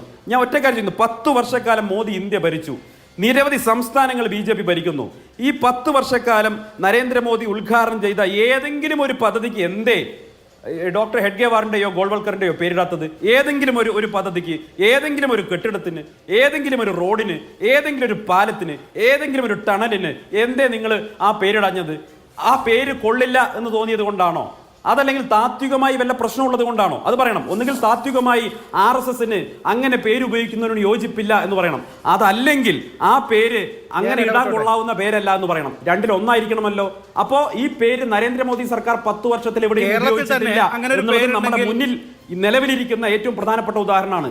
രണ്ട്, പാലക്കാട് മുനിസിപ്പാലിറ്റിയിലെ ഒരു 100 സ്ക്വയർ ഫീറ്റ് ബിൽഡിങ്ങിനാണ് സംഘസ്ഥാപകന്റെ പേരിടാൻ യോഗ്യത, അല്ലെങ്കിൽ സംഘസ്ഥാപന ആ യോഗ്യതയേ ഉള്ളൂ എന്നാണ് പാലക്കാട്ടെ BJPക്കാരും RSSകാരും ചേർന്ന് തീരുമാനിച്ചെങ്കിൽ അതിനെ പിന്താങ്ങേണ്ട ഗതികേടിലേക്ക് ശിവശങ്കർജിയെ നിങ്ങളുടെ ജില്ലാ പ്രസിഡന്റ് എന്തോ രാഹുൽ മാങ്കൂട്ടത്തിൽ വരണമെങ്കിൽ ഇവിടെ അനുമതി വാങ്ങണമെന്നൊക്കെ പറയുന്നുണ്ടായിരുന്നു. അതായത് നിങ്ങളുടെ MLAക്ക് അവിടെ വരണമെങ്കിൽ RSSന് അനുമതി വേണമെന്ന് പറയുന്നുണ്ടായിരുന്നു ജില്ലാ സെക്രട്ടറി. എന്റെ ജില്ലാ പ്രസിഡന്റ് അല്ല, എന്റെ ജില്ലാ പ്രസിഡന്റോ? എന്റെ ജില്ലാ പ്രസിഡന്റ് അല്ലല്ല, നിങ്ങളുടെ MLAക്ക് അവിടെ വരണമെങ്കിൽ RSSന് അനുമതി വാങ്ങണമെന്ന് പറയുന്നുണ്ടായിരുന്നു പ്രശാന്ത് ശിവൻ. മുൻ ജില്ലാ പ്രസിഡന്റ് മാധു 4-5 മാസം മുമ്പ് നടന്ന പാലക്കാട് ഉപതെരഞ്ഞെടുപ്പിൽ പാലക്കാട്ടെ ഹിന്ദുവും മുസ്ലിമും ക്രിസ്ത്യാനിയും മതമുള്ളവനും മതമില്ലാത്തവനും ഒറ്റക്കെട്ടായി ചരിത്രത്തിലെ ഏറ്റവും വലിയ ഭൂരിപക്ഷം 18,800 വോട്ടിന്റെ ഭൂരിപക്ഷത്തിൽ വിജയിപ്പിച്ച പാലക്കാടിന്റെ MLAക്ക് പാലക്കാട് കാലുകുത്തണമെങ്കിൽ BJP ആഫീസിലെ പെർമിഷൻ വേണമെന്നൊക്കെ ഏതെങ്കിലും ഇന്നലത്തെ മഴയ്ക്ക് മുളച്ചൊരു തകര പറഞ്ഞാൽ പാലക്കാട്ടെ ജനങ്ങളും കേരളത്തിലെ ജനങ്ങളും അതിന് പുല്ലുവില മാത്രമേ കൊടുക്കൂ, അതിന് പുല്ലുവിലയെ കൊടുക്കൂ. ഈ പാൽ സൊസൈറ്റി നേതാവിന്റെ അനുയായിയാണല്ലോ, പെട്ടിതൂക്കിയാണല്ലോ എന്നുള്ളത് പറഞ്ഞത്. പാലക്കാട് പാൽ സൊസൈറ്റി മുതൽ പാർലമെന്റ് വരെ ഏത് തെരഞ്ഞെടുപ്പ് നടന്നാലും BJPക്ക് മുന്നോട്ട് വെക്കാനുള്ള ഏക സ്ഥാനാർത്ഥി, ആ സ്ഥാനാർത്ഥിയെ പെട്ടിതൂക്കിയായി ജില്ലാ പ്രസിഡന്റ് സ്ഥാനത്ത് വന്ന വേന്ദ്രനാണല്ലോ അത് പറഞ്ഞത്. ഞങ്ങൾ അതിന് പുല്ലിന്റെ വില മാത്രമേ കൊടുക്കുകയുള്ളൂ. രാഹുൽ മാങ്കൂട്ടത്തിൽ അവിടെ സധൈര്യം പ്രവർത്തിക്കും. ജനങ്ങളുടെ വോട്ട് വാങ്ങി ജനപ്രതിനിധിയായ വ്യക്തിയെ വെല്ലുവിളിക്കാൻ ഇവരാരാണ്? എന്ത് ജനാധിപത്യ മര്യാദയാണ്? പ്രതിയായ BJP ജില്ലാ പ്രസിഡന്റിന് ഒരു സെക്കൻഡ് മാധു, ഒരു സെക്കൻഡ് ഞാൻ പൂർത്തിയാക്കട്ടെ. ഒരു ഗുണ്ടയെ കൊല ചെയ്ത കേസിൽ, കൊലപാതക കേസിൽ പ്രതിയായ ഒരുപക്ഷെ കേരളത്തിലെ ഏതെങ്കിലും ഒരു പൊളിറ്റിക്കൽ പാർട്ടി 302 കേസിൽ കൊലപാതക കേസിൽ പ്രതിയായിട്ടുള്ള ഒരു വ്യക്തിയെ ജില്ലാ പ്രസിഡന്റ് ആക്കിയിട്ടുണ്ടെങ്കിൽ അത് പാലക്കാട് BJP ആണ്. കൊലപാതക കേസിൽ നിലവിൽ വിചാരണ നേരിട്ടുകൊണ്ടിരിക്കുന്ന ഒരു വ്യക്തിയെ ജില്ലാ പ്രസിഡന്റാക്കി. ആ വ്യക്തിയുടെ കൊലവിളിയാണ് നിങ്ങൾ കണ്ടത്. ആരാ കേസ് എടുക്കേണ്ടത്? ഒരു MLA വിദ്വേഷവും വെറുപ്പും ജനങ്ങൾ തിരഞ്ഞെടുക്കപ്പെട്ട ഒരു MLA അവിടെ വരണമെങ്കിൽ RSSന്റെ ഒരു മിനിറ്റ് അനുമതി വേണം നിങ്ങളുടെ നേതാവ് പറയാണ്. ഒരു കാര്യം കൂടി പൂർത്തിയാക്കട്ടെ. ശരി, പെട്ടെന്ന് പറയും. അതൊരു കാര്യം പൂർത്തിയാക്കാനുണ്ട്.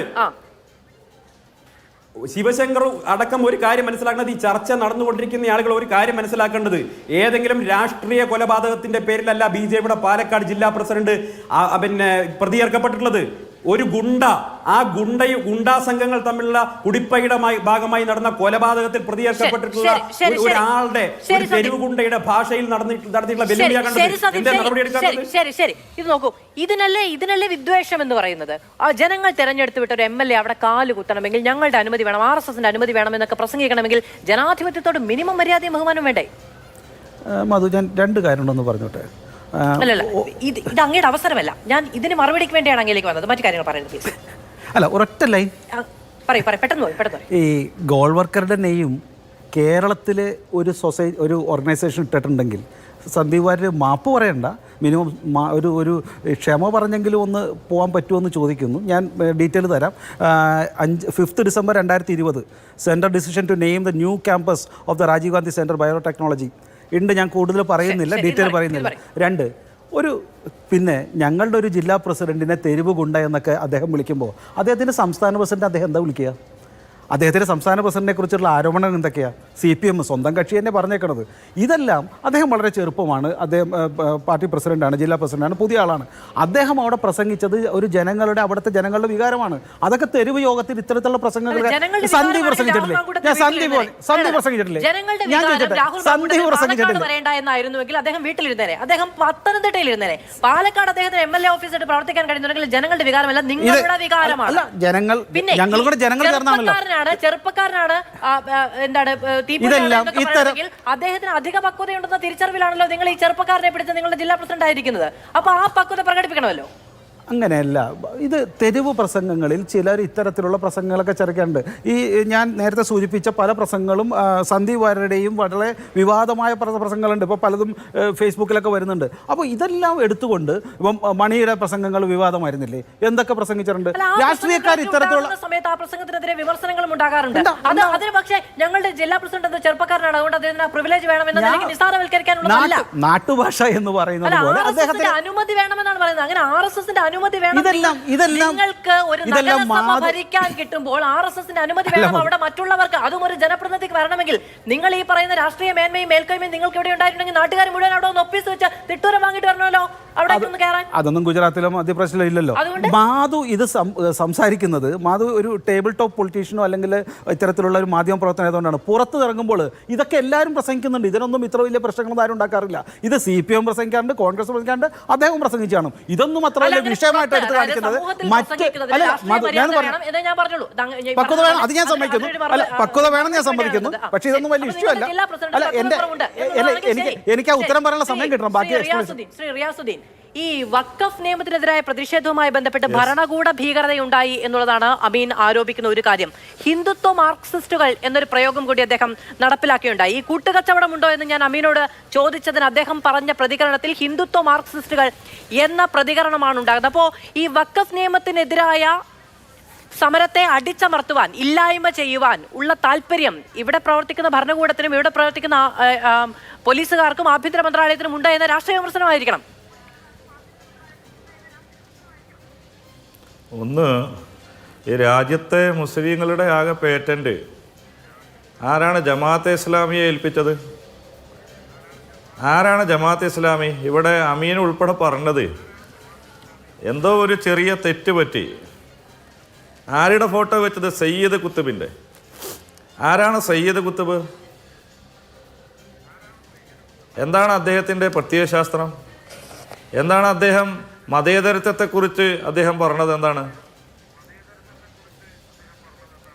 അദ്ദേഹം തന്നെ രൂപീകരിച്ച, ജയിലിൽ നിന്ന് വന്നതിന് ശേഷം രൂപീകരിച്ച ഒരു പൊളിറ്റിക്കൽ പാർട്ടിയുണ്ട്, അൽ തൻസീം അൽ സിരി എന്നാണ് ആ പാർട്ടിയുടെ പേര്. ആ പാർട്ടിയുടെ തന്നെ ലക്ഷ്യം നോക്കൂ, ആ പാർട്ടിയുടെ തന്നെ ലക്ഷ്യം ഗമാൽ അബ്ദുൽ നാസറിന്റെ നേതൃത്വത്തിലുള്ള മതനിരപേക്ഷ ഗവൺമെന്റിനെതിരായി, ജനാധിപത്യ സെക്കുലർ ഗവൺമെന്റിനെതിരായി ഒരു മതരാഷ്ട്ര ഗവൺമെൻറ്, ഒരു തീവ്രവാദ നിലപാട് സ്വീകരിക്കുന്ന ഗവൺമെൻറ്റിനെ രൂപീകരിക്കുക എന്നതായിരുന്നു. ഞാനിവിടെ സയ്യിദ് കുത്തുബിനെ കുറിച്ച് അധികം സംസാരിക്കാനൊന്നും ആഗ്രഹിക്കുന്നില്ല. അദ്ദേഹം ജനാധിപത്യത്തെക്കുറിച്ച് തന്നെ പറഞ്ഞത് ആധുനിക കാലത്തെ, പുതിയ കാലത്തെ ജാഹിലിയത്ത് എന്നാണ്. സെക്കുലറിസത്തെ, മതനിരപേക്ഷതയെക്കുറിച്ച് ആധുനിക കാലത്തെ ജാഹിലിയത്ത് എന്നാണ് ജനാധിപത്യത്തെക്കുറിച്ച്, മതനിരപേക്ഷതയെക്കുറിച്ച്, സെക്കുലറിസത്തെക്കുറിച്ച് പറഞ്ഞത്. പക്ഷേ ഇവർ തമ്മിലൊരു നോക്കൂ, ഒരു വലിയ ഒരു താരതമ്യം നമുക്കിതിൽ കാണാം. ഇതേ മതനിരപേക്ഷതയെക്കുറിച്ച്, സെക്കുലറിസത്തെക്കുറിച്ച്, ജനാധിപത്യത്തെക്കുറിച്ച് ജമാഅത്തെ ഇസ്ലാമിയുടെ സ്ഥാപക നേതാവായ മൗലാന മൗദൂദി പറഞ്ഞത് നോക്കൂ. മൗദൂദി പറഞ്ഞു വെച്ചത് ജനാധിപത്യം ചെകുത്താൻ്റെ ഭരണമാണ്, ജനാധിപത്യം ചെകുത്താൻ്റെ ഭരണമാണ്, താഗൂത്ത് എന്നാണ്. ജനാധിപത്യത്തെ ഒരു കാലത്തും, ജനാധിപത്യത്തെ, മതനിരപേക്ഷതയെ അംഗീകരിക്കുന്നവരല്ല ജമാഅത്തെ ഇസ്ലാമി.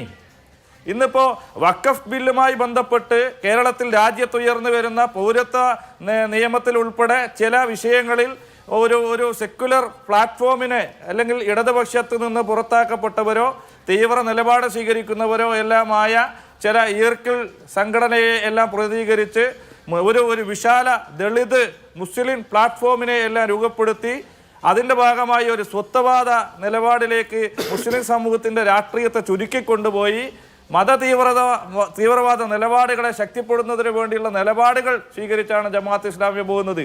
ഇവിടെ സയ്യിദ് കുത്തുബിൻ്റെ ഫോട്ടോ ജമാഅത്തെ ഇസ്ലാമിയുടെ സോളിഡാരിറ്റിയുടെ വെൽഫെയർ പാർട്ടിയുടെ ബോർഡിൽ വന്നത് ഒറ്റപ്പെട്ട സംഭവമല്ല. ഈ രാജ്യമൊന്നാകെ നോക്കൂ, വഖഫ് വിഷയത്തെ ഒരു മുസ്ലിം വിഷയമായിട്ടല്ല ഈ രാജ്യത്തെ മതനിരപേക്ഷ രാഷ്ട്രീയ പാർട്ടികൾ കണ്ടത്. ഒരു മുസ്ലിം വിഷയമായി അതിനെ ചുരുക്കി കാണുന്നതിന് വേണ്ടിയല്ല ആരും തയ്യാറായത്. അതൊരു ജനാധിപത്യത്തിനെതിരായി ഈ രാജ്യത്തെ ഭരണഘടനയ്ക്കെതിരായിട്ടുള്ള RSSന്റെ നേതൃത്വത്തിലുള്ള കടന്നുകയറ്റമായി മതനിരപേക്ഷ ജനാധിപത്യ ശക്തികൾ ഒന്നായി നിന്ന് ചെറുത്ത് തോൽപ്പിക്കപ്പെടേണ്ട ഒരു വിഷയത്തെ ആദ്യമേ തന്നെ ഒരു മുസ്ലിം വിഷയമായി കണ്ട് സയ്യിദ് കുത്തുബിനെ പോലെയുള്ള തീവ്രവാദികളെ ഉൾപ്പെടെ ഉപയോഗപ്പെടുത്തിയ പടം ഉപയോഗിച്ച് സമരത്തിലേക്ക് പോയി ആ വിഷയത്തിൽ RSSനെ സഹായിക്കുന്ന നിലപാടാണ് ജമാഅത്തെ ഇസ്ലാമി സ്വീകരിച്ചത്. RSS ഉയർത്തിപ്പിടിക്കുന്ന RSSന്റെ നിലപാടുകൾക്ക് ശക്തി പകർന്ന നിലപാടാണ് സ്വീകരിച്ചത്. അതാണ് അതുമായി ബന്ധപ്പെട്ട് പറയാനുള്ളത്. അപ്പോൾ തീർച്ചയായും മുസ്ലിം ഉമ്മത്തിന് മുസ്ലിം സമുദായത്തിൻ്റെ ആകെ ന്യൂനപക്ഷത്തിൻ്റെ പേറ്റന്റ് ആരും ജമാഅത്തെ ഇസ്ലാമിക്ക് പതിച്ചു നൽകിയിട്ടില്ല. ജമാഅത്തെ ഇസ്ലാമിയെ തന്നെ മുഖ്യധാര മുസ്ലിം സംഘടനകൾ, മതനിരപേക്ഷ മുസ്ലിം സംഘടനകൾ അംഗീകരിച്ചിട്ടില്ല, അംഗീകരിക്കുന്നുമില്ല. അതാണ് അതുമായി ബന്ധപ്പെട്ട് പറയാനുള്ളത്. മറ്റൊന്ന്, ഇവിടെ പ്രിയപ്പെട്ട BJPയുടെ പ്രതിനിധി പറഞ്ഞൊരു വിഷയം ഹെഡ്ഗവാറിനെ കുറിച്ച് പറഞ്ഞത്. ഹെഡ്ഗവാർ മാത്രമല്ല, സവർക്കറെ കുറിച്ച് പരിശോധിച്ചാലും മറ്റെല്ലാം 1923 വരെ, 1924 ആദ്യം വരെ, 1925 അദ്ദേഹം തന്നെ ഹെഡ്ഗവാർ തന്നെ RSSന് രൂപം നൽകുന്ന അതിന് തൊട്ട് മുൻപ് വരെ സേവാദൾ എന്ന പേരിൽ ഇന്ന് അറിയപ്പെടുന്ന ഹിന്ദുസ്ഥാനി സേവാദൾ എന്ന് പറയുന്ന സംഘടനയിൽ ഉൾപ്പെടെ പ്രവർത്തിച്ചിരുന്ന ബാലഗംഗാധര തിലകനുമായി വളരെ ബന്ധം സൂക്ഷിച്ചിരുന്ന ദേശീയ പ്രസ്ഥാനമായി രൂപപ്പെട്ടു വന്നിരുന്ന കോൺഗ്രസുമായി ബന്ധപ്പെട്ട് ഒരു ഘട്ടം വരെ പ്രവർത്തിച്ചിരുന്ന ആ വ്യക്തിയായിരുന്നു ഈ പറയുന്ന ഹെഡ്ഗവാർ എന്ന് ചരിത്രത്തിലുണ്ട്. പക്ഷെ 1925 RSS രൂപീകരിക്കുന്നതിലൂടെ ഗോൾവാൾക്കറുമായി സവർക്കറുമായി പരിചയപ്പെടുന്നതിലൂടെ ആ കൃത്യമായ ഹിന്ദുത്വ രാഷ്ട്രീയത്തിൻ്റെ വിഭജന രാഷ്ട്രീയത്തിൻ്റെ വെറുപ്പിൻ്റെ പ്രത്യയശാസ്ത്രത്തിൻ്റെ RSS എന്ന് പറയുന്ന ഫാസിസ്റ്റ് സംഘടനയുടെ ബീജാവാപം അദ്ദേഹത്തിലൂടെ നടക്കുന്നുണ്ട്. അതിനുശേഷം ഇങ്ങോട്ട് ഈ രാജ്യത്തെ കൃത്യമായി ഉദ്ധരിച്ചുകൊണ്ട് അദ്ദേഹം പറയുന്നത് RSSന്റെ സ്ഥാപകൻ എന്ന നിലയ്ക്ക് തന്നെ അഡ്രസ് ചെയ്തുകൊണ്ട് അദ്ദേഹം സ്വാതന്ത്ര്യ സമര സേനാനിയും നാഷണലിസ്റ്റുമാണ് എന്ന് EMS പ്രകീർത്തിച്ചിട്ടുണ്ട് എന്നതാണ് PR ശിവശങ്കരൻ പറഞ്ഞു വെക്കുന്നത്. കമ്മ്യൂണിസ്റ്റ് സൈദ്ധാന്തിക ആചാര്യന്മാർ തന്നെ അല്ലെ സ്വഭാവ സർട്ടിഫിക്കറ്റ് കൊടുത്തിട്ടുള്ള ഒരാളാണ് ഹെഡ്ഗേവാർ എന്ന് പറഞ്ഞു വെക്കുകയാണ് ശിവശങ്കരൻ. അല്ല, EMS അങ്ങനെ ഒരു ഘട്ടത്തിലും ഒരാൾക്കും ഒരു RSSകാർക്കും ഒരു സ്വഭാവ സർട്ടിഫിക്കറ്റും കൊടുത്തിട്ടില്ല. ഈ അടുത്ത ദിവസങ്ങളിൽ കൃത്യമായി പറഞ്ഞ കുറച്ച് വർഷങ്ങൾക്ക് മുൻപ് കോൺഗ്രസ് നേതാവ് പ്രണാബ് കുമാർ മുഖർജിയെ മറ്റോ പോയി ഹെഡ്ഗവാറിന് സ്വഭാവ സർട്ടിഫിക്കറ്റ് കൊടുത്തിട്ടുണ്ട്. കോൺഗ്രസിൻ്റെ നേതാവ് VD സതീശൻ കൊടുത്തു കാണും, KPCC പ്രസിഡന്റ് കൊടുത്തു കാണും. EMSും കമ്മ്യൂണിസ്റ്റുകാരും ഒരു RSSകാർക്കും ഒരു കാലത്തും ഒരു സ്വഭാവ സർട്ടിഫിക്കറ്റും കൊടുത്തിട്ടില്ല, കൊടുക്കാൻ ഞങ്ങൾ തയ്യാറല്ല എന്ന് മാത്രമല്ല ഹെഡ്ഗവാറിൻ്റേത് ഉൾപ്പെടെയുള്ള ഒരു വർഗീയവാദികളുടെയും പേരിൽ ദേശീയ ചരിത്രത്തിൽ പങ്കില്ലാത്ത ഒരാളുടെയും പേരിൽ ഒരു സ്മാരകങ്ങളും ഈ പാലക്കാട് ഉൾപ്പെടെ പൊതു ഫണ്ട് ഉപയോഗിച്ച് RSSന്റെ ഏതെങ്കിലും അണ്ടിമുക്ക് ശാഖയിലെ ഓഫീസിന് ഹെഡ്ഗവാറിൻ്റെ പേര് കൊടുക്കാം, ഏതെങ്കിലും RSSന്റെ ആസ്ഥാന മന്ദിരങ്ങൾക്കോ മറ്റോ പേര് കൊടുക്കാം. പൊതു ഫണ്ട് ഉപയോഗിച്ച് പാലക്കാട് മുനിസിപ്പാലിറ്റിയിൽ ഏത് CSR ഫണ്ട് ഉപയോഗിച്ചായാലും ഈ സ്ഥാപനത്തിന്, ഈ നൈപുണ്യ കേന്ദ്രത്തിന് ഈ പേര് നൽകാൻ തീരുമാനിച്ചാൽ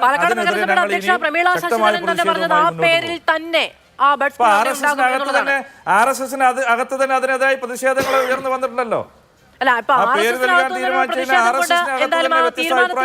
പിന്നോട്ട് പോകില്ല എന്ന് വിചാരിക്കുന്നു. പക്ഷേ അവിടെ ആ പേരിൽ തന്നെ ആ സ്ഥാപനം മുന്നോട്ട് പോകുമെന്നുള്ളതാണ് നഗരസഭയുടെ ഉറച്ച തീരുമാനം. അവർക്ക് ഭൂരിപക്ഷമുള്ള നഗരസഭയാണ്, എങ്ങനെ ചേർക്കാൻ കഴിയും? അല്ല, അത് നമുക്ക് കാണാം. അങ്ങനെയെല്ലാം ആ രീതിയിലെല്ലാം വെല്ലുവിളിച്ച് പോകുമ്പോൾ നമുക്ക് ആ രീതിയിൽ തന്നെ നമുക്ക് കാണാം. അമീൻ, റിയാസുദ്ദീൻ പറഞ്ഞു വെക്കുന്നത് പോലെ വളരെ നിഷ്കളങ്കമായ ഒരു പ്രവൃത്തി, ഒറ്റപ്പെട്ട തലത്തിലുള്ള പ്രവൃത്തിയോ എന്ന നിലയ്ക്ക് കാണാൻ കഴിയില്ല. അങ്ങ് അവർക്ക് വേണ്ടിയിട്ട് ആ പ്രവർത്തകർ, സോളിഡാരിറ്റിയുടെ പ്രവർത്തകർക്ക് വേണ്ടിയിട്ട് കോടതി കയറുകയും അവർക്ക് ജാമ്യം എടുക്കാനുള്ള ശ്രമമടക്കുകയും ചെയ്തുവെങ്കിലും കോടതിയിൽ പറയുന്ന ഭാഷ പൊതുസമൂഹത്തിന് അത്ര പെട്ടെന്ന് ദഹിക്കുന്ന ഒന്നല്ല. ഇത് നോക്കൂ, സയ്യിദ് കുത്തുബ് ആരാണ് എന്ന് ഒരു സുപ്രഭാതത്തിൽ ഒരാൾക്ക് തോന്നിയ ഒരു പോസ്റ്റർ പ്രിന്റ് ചെയ്ത് കൊണ്ടുവരുന്നതല്ല ഒരു സമരത്തിനെത്തുമ്പോൾ. ആ രാഷ്ട്രീയത്തെ ഉപാസിക്കുന്നവർ, ആ രാഷ്ട്രീയത്തെ മനസ്സിലേറ്റുന്നവർ, ആ രാഷ്ട്രീയത്തെ നെഞ്ചേറ്റുന്നവർ, അവർക്ക് മാത്രമാണ് അദ്ദേഹത്തിന്റെ ഒരു പോസ്റ്റർ ഉയർത്തിപ്പിടിച്ചുകൊണ്ട് ഒരു സമരത്തിൽ പങ്കെടുക്കാൻ കഴിയുന്നത്. അപ്പോൾ അതിന് ഒരു സ്കൂളിംഗ് ഉണ്ടാവണം അല്ലേ? ഇന്ന രാഷ്ട്രീയത്തെ പ്രതിനിധീകരിക്കുന്ന ഒരാളാണ്, ആ രാഷ്ട്രീയവുമായി നമുക്ക് അഭേദ്യമായ ബന്ധമുണ്ട്, അല്ലെങ്കിൽ നമുക്ക് താതാത്മ്യം പ്രാപിക്കാൻ കഴിയുന്നുണ്ടെന്ന ബോധ്യത്തിൽ നിന്നല്ലേ നമ്മുടെ രാഷ്ട്രീയ സമരത്തിൽ ഒരു ഐഡലായിട്ട് വരിക.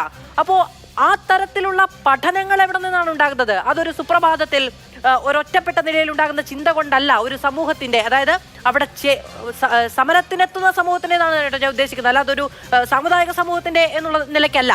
അപ്പോൾ അങ്ങനെ ഒരു പോസ്റ്റർ ഉയരുന്നത് അത്ര ഒറ്റപ്പെട്ട സംഭവം എന്ന നിലയ്ക്ക് റിയാസ് പറഞ്ഞതുപോലെ തന്നെ ഒറ്റപ്പെട്ടതെന്നോ നിഷ്കളങ്കമെന്നോ കാണാൻ കഴിയില്ല, അങ്ങ് എത്ര പൊതിഞ്ഞു പിടിച്ച് പറഞ്ഞാലും. അത് ഒന്നാമത്തെ കാര്യം, മറ്റുള്ളവർക്കൊക്കെ ഇടപെടാതെ നൽകിയതുപോലുള്ള ഒരു സമയം അങ്ങ് എനിക്കും അനുവദിക്കും എന്ന് ഞാൻ പ്രതീക്ഷിക്കുകയാണ്. ഞാൻ പറയുന്ന ഇങ്ങോട്ട് കേൾക്കുന്നുണ്ട്, എക്കോ ഉണ്ട്, ഒന്ന് ശരിയാക്കാൻ പറയാം. ഈ താങ്കളുടെ ചോദ്യത്തിന് മറുപടി പറയുന്നതിന് മുമ്പ് ശ്രീ PR ശിവശങ്കരൻ ഇവിടെ പറഞ്ഞ വസ്തുതാവിരുദ്ധമായ ചില കാര്യങ്ങൾ മലപ്പുറം ജില്ലയെക്കുറിച്ചായതുകൊണ്ടാണ്. ശ്രീ ശിവശങ്കർ, മലപ്പുറം ജില്ലയിൽ ഇപ്പോഴും +2 പഠിക്കാൻ കുട്ടികൾക്ക് സീറ്റില്ല. SNDPയുടെ പേരിൽ അനുവദിച്ചാലും മതി. മലപ്പുറം ജില്ലയിൽ +2 സ്കൂളുകളടക്കം അനുവദിക്കണം എന്ന നിലപാട് നിങ്ങൾ സ്വീകരിക്കുമോ? മലപ്പുറത്ത് എന്നൊക്കെ സർക്കാരുകൾ വിദ്യാഭ്യാസ പിന്നോക്കാവസ്ഥ പരിഹരിക്കാൻ നിലപാടുകൾ സ്വീകരിച്ചിട്ടുണ്ടോ അന്നൊക്കെ എതിർത്ത നിങ്ങൾ ഇപ്പോൾ ഈ പറയുന്നതിൻ്റെ ഒരു വസ്തുതാവിരുദ്ധം നിങ്ങളൊന്ന് ആലോചിച്ച് നോക്കൂ. രണ്ടാമത്തെ കാര്യം, കേരളത്തിൽ ഏറ്റവും കൂടുതൽ സ്കൂളുകളും കോളേജുകളും ഉള്ളത് ആർക്കാണ്? NSSനും സവർണ ക്രിസ്ത്യൻ സഭകൾക്കുമാണ്. അത്തരത്തിൽ മലപ്പുറം എന്ന് പറയുന്ന ഒരു ഒറ്റപ്പെട്ട തുരുത്താണോ ശിവശങ്കർ? കേരളത്തിൽ പൊതുവായി സാമുദായികമായിട്ടുള്ള സ്കൂളുകൾ അനുവദിച്ചതിൻ്റെ കണക്കുകളെടുത്ത് വസ്തുതാപരമായിട്ടുള്ള ഒരു ചർച്ചകൾക്ക് നിങ്ങൾ തയ്യാറാണോ? പെരിന്തൽമണ്ണയിലെ വെള്ളാപ്പള്ളി നടേശൻ്റെ aided college unaided college aided ആക്കുന്നതിൽ ഞങ്ങൾക്ക് എന്താ വിരോധം? BJP ആവശ്യം ഉന്നയിക്കുമോ SNDPയുടെ പെരിന്തൽമണ്ണയിലുള്ള കോളേജിൻ്റെ എയ്ഡഡ് പദവി നൽകണം മലപ്പുറം ജില്ലയിൽ എന്ന ആവശ്യം നിങ്ങൾ ഉന്നയിക്കുമോ? 10 വർഷമായി പിണറായി വിജയനാണ് കേരളം ഭരിക്കുന്നത്. എന്നിട്ട് വെള്ളാപ്പള്ളി നടേശൻ ഇവിടുത്തെ ഒരു പ്രത്യേക സംസ്ഥാനമാണ്, ഇവിടെ അഭിപ്രായ സ്വാതന്ത്ര്യം പോലും ഇല്ല എന്ന പ്രസ്താവന നടത്തുമ്പോൾ അതിലുള്ള വർഗീയത, അതിൻ്റെ വംശീയമായ താല്പര്യം കാണാതെ അതിനെ ന്യായീകരിക്കാൻ ഒരു മുഖ്യമന്ത്രി ചെന്ന് ആ വേദിയിലിരുന്ന് അദ്ദേഹത്തെ ന്യായീകരിച്ചിട്ടും നിങ്ങൾക്ക് ഇങ്ങനെ വെള്ളാപ്പള്ളി നടേശനെ, നിങ്ങളും ആരാണ് ഇവിടെ, ഞാൻ അതാണ് മാധു, ആരാണ് ഇവിടെ ഒക്കെ ചങ്ങാതിമാർ എന്ന കാര്യത്തിൽ എന്താണ് തർക്കം? ഒന്നാമത്തെ കാര്യം. രണ്ട്, റിയാസുദ്ദീൻ കേൾക്കാൻ കഴിഞ്ഞില്ല. ശരാശരി കേരളത്തിലെ ഞാൻ നീ പറഞ്ഞ പോലെ മിണ്ടില്ലല്ലോ. നിങ്ങൾ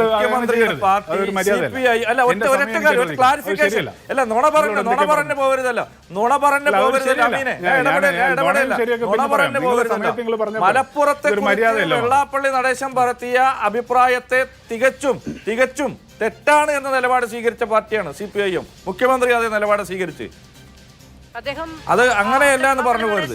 അല്ല, വാർഷികാഘോഷവുമായി ബന്ധപ്പെട്ട ചടങ്ങിൽ പോയി അത് മാധ്യമങ്ങൾ വളച്ചൊടിച്ചാണ് അദ്ദേഹം രാഷ്ട്രീയ പാർട്ടിയെ പറ്റിയാണ് പറഞ്ഞത് എന്നത് പറഞ്ഞാണ് നമ്മൾ ഈ ചർച്ചയിൽ അത് വിഷയമാക്കിയതുമാണ്. റിയാസ്, അമീൻ പെട്ടെന്ന് തുടരണം. അതെ, അതായത് റിയാസ്, എൻ്റെ വിമർശനം എന്താണെന്ന് വെച്ചാൽ, നിങ്ങൾ മലപ്പുറത്തെ SP-ക്ക് 1/2 ഡസനിലധികം പരാതികൾ വെള്ളാപ്പള്ളി നടേശൻ്റെ വംശീയ പ്രസ്താവനയ്ക്ക് ലഭിച്ചതിന് ശേഷം നേരത്തെ നിങ്ങളുടെ മന്ത്രി വാസവൻ പാലയിലെ ബിഷപ്പ് നടത്തിയ വിഷലിപ്തമായ പ്രസ്താവനയ്ക്ക് അദ്ദേഹം പണ്ഡിതനാണെന്ന് പറഞ്ഞ് ഐക്യദാർഢ്യം പ്രഖ്യാപിച്ചതുപോലെ നിങ്ങളുടെ മന്ത്രി സജി ചെറിയാൻ വെള്ളാപ്പള്ളി നടേശന് ഐക്യദാർഢ്യം പ്രഖ്യാപിച്ചത് ഞങ്ങൾ കണ്ടതാണ്. ആ നിങ്ങളുടെ പോലീസ് കേരളത്തിലെ ഒരു വിദ്യാർത്ഥി സംഘടന, യുവജന സംഘടന വഖഫ് വിഷയത്തിൽ ഒരു സമരം പ്രഖ്യാപിച്ചപ്പോൾ അതിന് വരുന്ന ബസ്സുകൾ മുഴുവൻ ഞങ്ങൾ പിടിച്ചെടുക്കുമെന്ന് ഇതേ SP നടപടി, ഞാൻ പറയട്ടെ റിയാസ്, ഇത് ശരിയല്ല, നിങ്ങളിത് ചെയ്യുന്നത് ശരിയല്ല. ഈ SP ആണ് ഇൻഡാസ് ഇറക്കുന്നത്. എന്നിട്ട് ആ വിദ്യാർത്ഥി സമരത്തെ അടിച്ചൊതുക്കുകയാണ് ചെയ്തത്. മാധു, ഞാൻ CPM-കാർ ചെയ്യുന്ന പോലെ താങ്കളുടെ ചോദ്യത്തിൽ നിന്ന് ഒഴിഞ്ഞു മാറുന്നില്ല. താങ്കളോട് ചോദിക്കുന്നത്, ജമാഅത്തെ ഇസ്ലാമിക്കാർ ബ്രദർഹുഡിനെ കുറിച്ച് സംസാരിക്കുന്നത്, ജമാഅത്തെ ഇസ്ലാമിക്കാർ സയ്യിദ് കുത്തുബിനെ കുറിച്ച് സംസാരിക്കുന്നത് അങ്ങനെ അങ്ങനെയൊന്നും വേണമെന്ന് എനിക്ക് തോന്നുന്നില്ല മാധു. ആ ജമാഅത്തെ ഇസ്ലാമി എന്ന് പറയുന്ന സംഘടന അവരുടെ ബ്രദർഹുഡിനോടുള്ള ആശയപരമായ അവരുടെ ഐക്യത്തെക്കുറിച്ച് സയ്യിദ് കുത്തുബിൻ്റെ ലേഖനങ്ങൾ, പുസ്തകങ്ങൾ മലയാളത്തിൽ പ്രസിദ്ധീകരിച്ചിട്ടുള്ള ഒരു സംഘടനയാണ്. സയ്യിദ് കുത്തുബിനെ കുറിച്ച്, ബ്രദർഹുഡിനെ കുറിച്ചുള്ള വിമർശനങ്ങളൊക്കെ നമുക്കാവാം. കേരളത്തിൻ്റെ അന്തരീക്ഷത്തിൽ ഈ സമരത്തിന് അത് പ്രസക്തമാണെന്നൊക്കെ ആവാം. പക്ഷേ ബ്രദർഹുഡ് എന്ന് പറയുന്ന മൂവ്മെൻറ്റ് ഈജിപ്തിനെ കുറിച്ചാണല്ലോ ഇപ്പോൾ നമ്മൾ പറഞ്ഞത്. ഈജിപ്തിൽ മുല്ലപ്പൂ വസന്തത്തിന് ശേഷം, മുല്ലപ്പൂ വിപ്ലവത്തിന് ശേഷം ഏറ്റവും വലിയ ജനകീയ അടിത്തറയോടുകൂടി അവിടെ പ്രസിഡന്റ് തെരഞ്ഞെടുപ്പിൽ വിജയിക്കുകയും മുഹമ്മദ് മുർസി അവിടെ പ്രസിഡന്റ് ആവുകയും നമ്മൾ കണ്ടതാണ്. അതുകൊണ്ട് ഈജിപ്തിലെ ബ്രദർഹുഡ് എന്ന് പറയുന്നത് ഈജിപ്തിലെ ഒരു ഭീകര സംഘടനയാണെന്ന് പറഞ്ഞു എന്ന് പറയുന്നത് അവിടുത്തെ പട്ടാള മേധാവിയാണ്. പട്ടാള ഭരണം നടക്കുന്ന ഈജിപ്തിലെ ബ്രദർഹുഡിനെ കുറിച്ചുള്ള നിലപാട് വെച്ചല്ല ബ്രദർഹുഡിനെ കുറിച്ച് മറ്റു വിമർശനങ്ങൾ ജമാഅത്തെ ഇസ്ലാമിയെ കുറിച്ച് നമ്മൾ ഉന്നയിക്കുന്ന ഇതിനേക്കാൾ വലിയ സാംസ്കാരിക പാരമ്പര്യമൊക്കെ അവകാശപ്പെടാൻ കഴിയുന്ന സംഘടനകൾ ഇന്ത്യയിലുമുണ്ട്. അതുമാണ് ഞാൻ ആദ്യമേ ചോദിച്ചത്, കൂട്ടുകച്ചവടമാണോ എന്നുള്ളത്. അമീൻ, വളരെയധികം നന്ദി പാനലിസ്റ്റുകൾക്കും പ്രേക്ഷകർക്കും.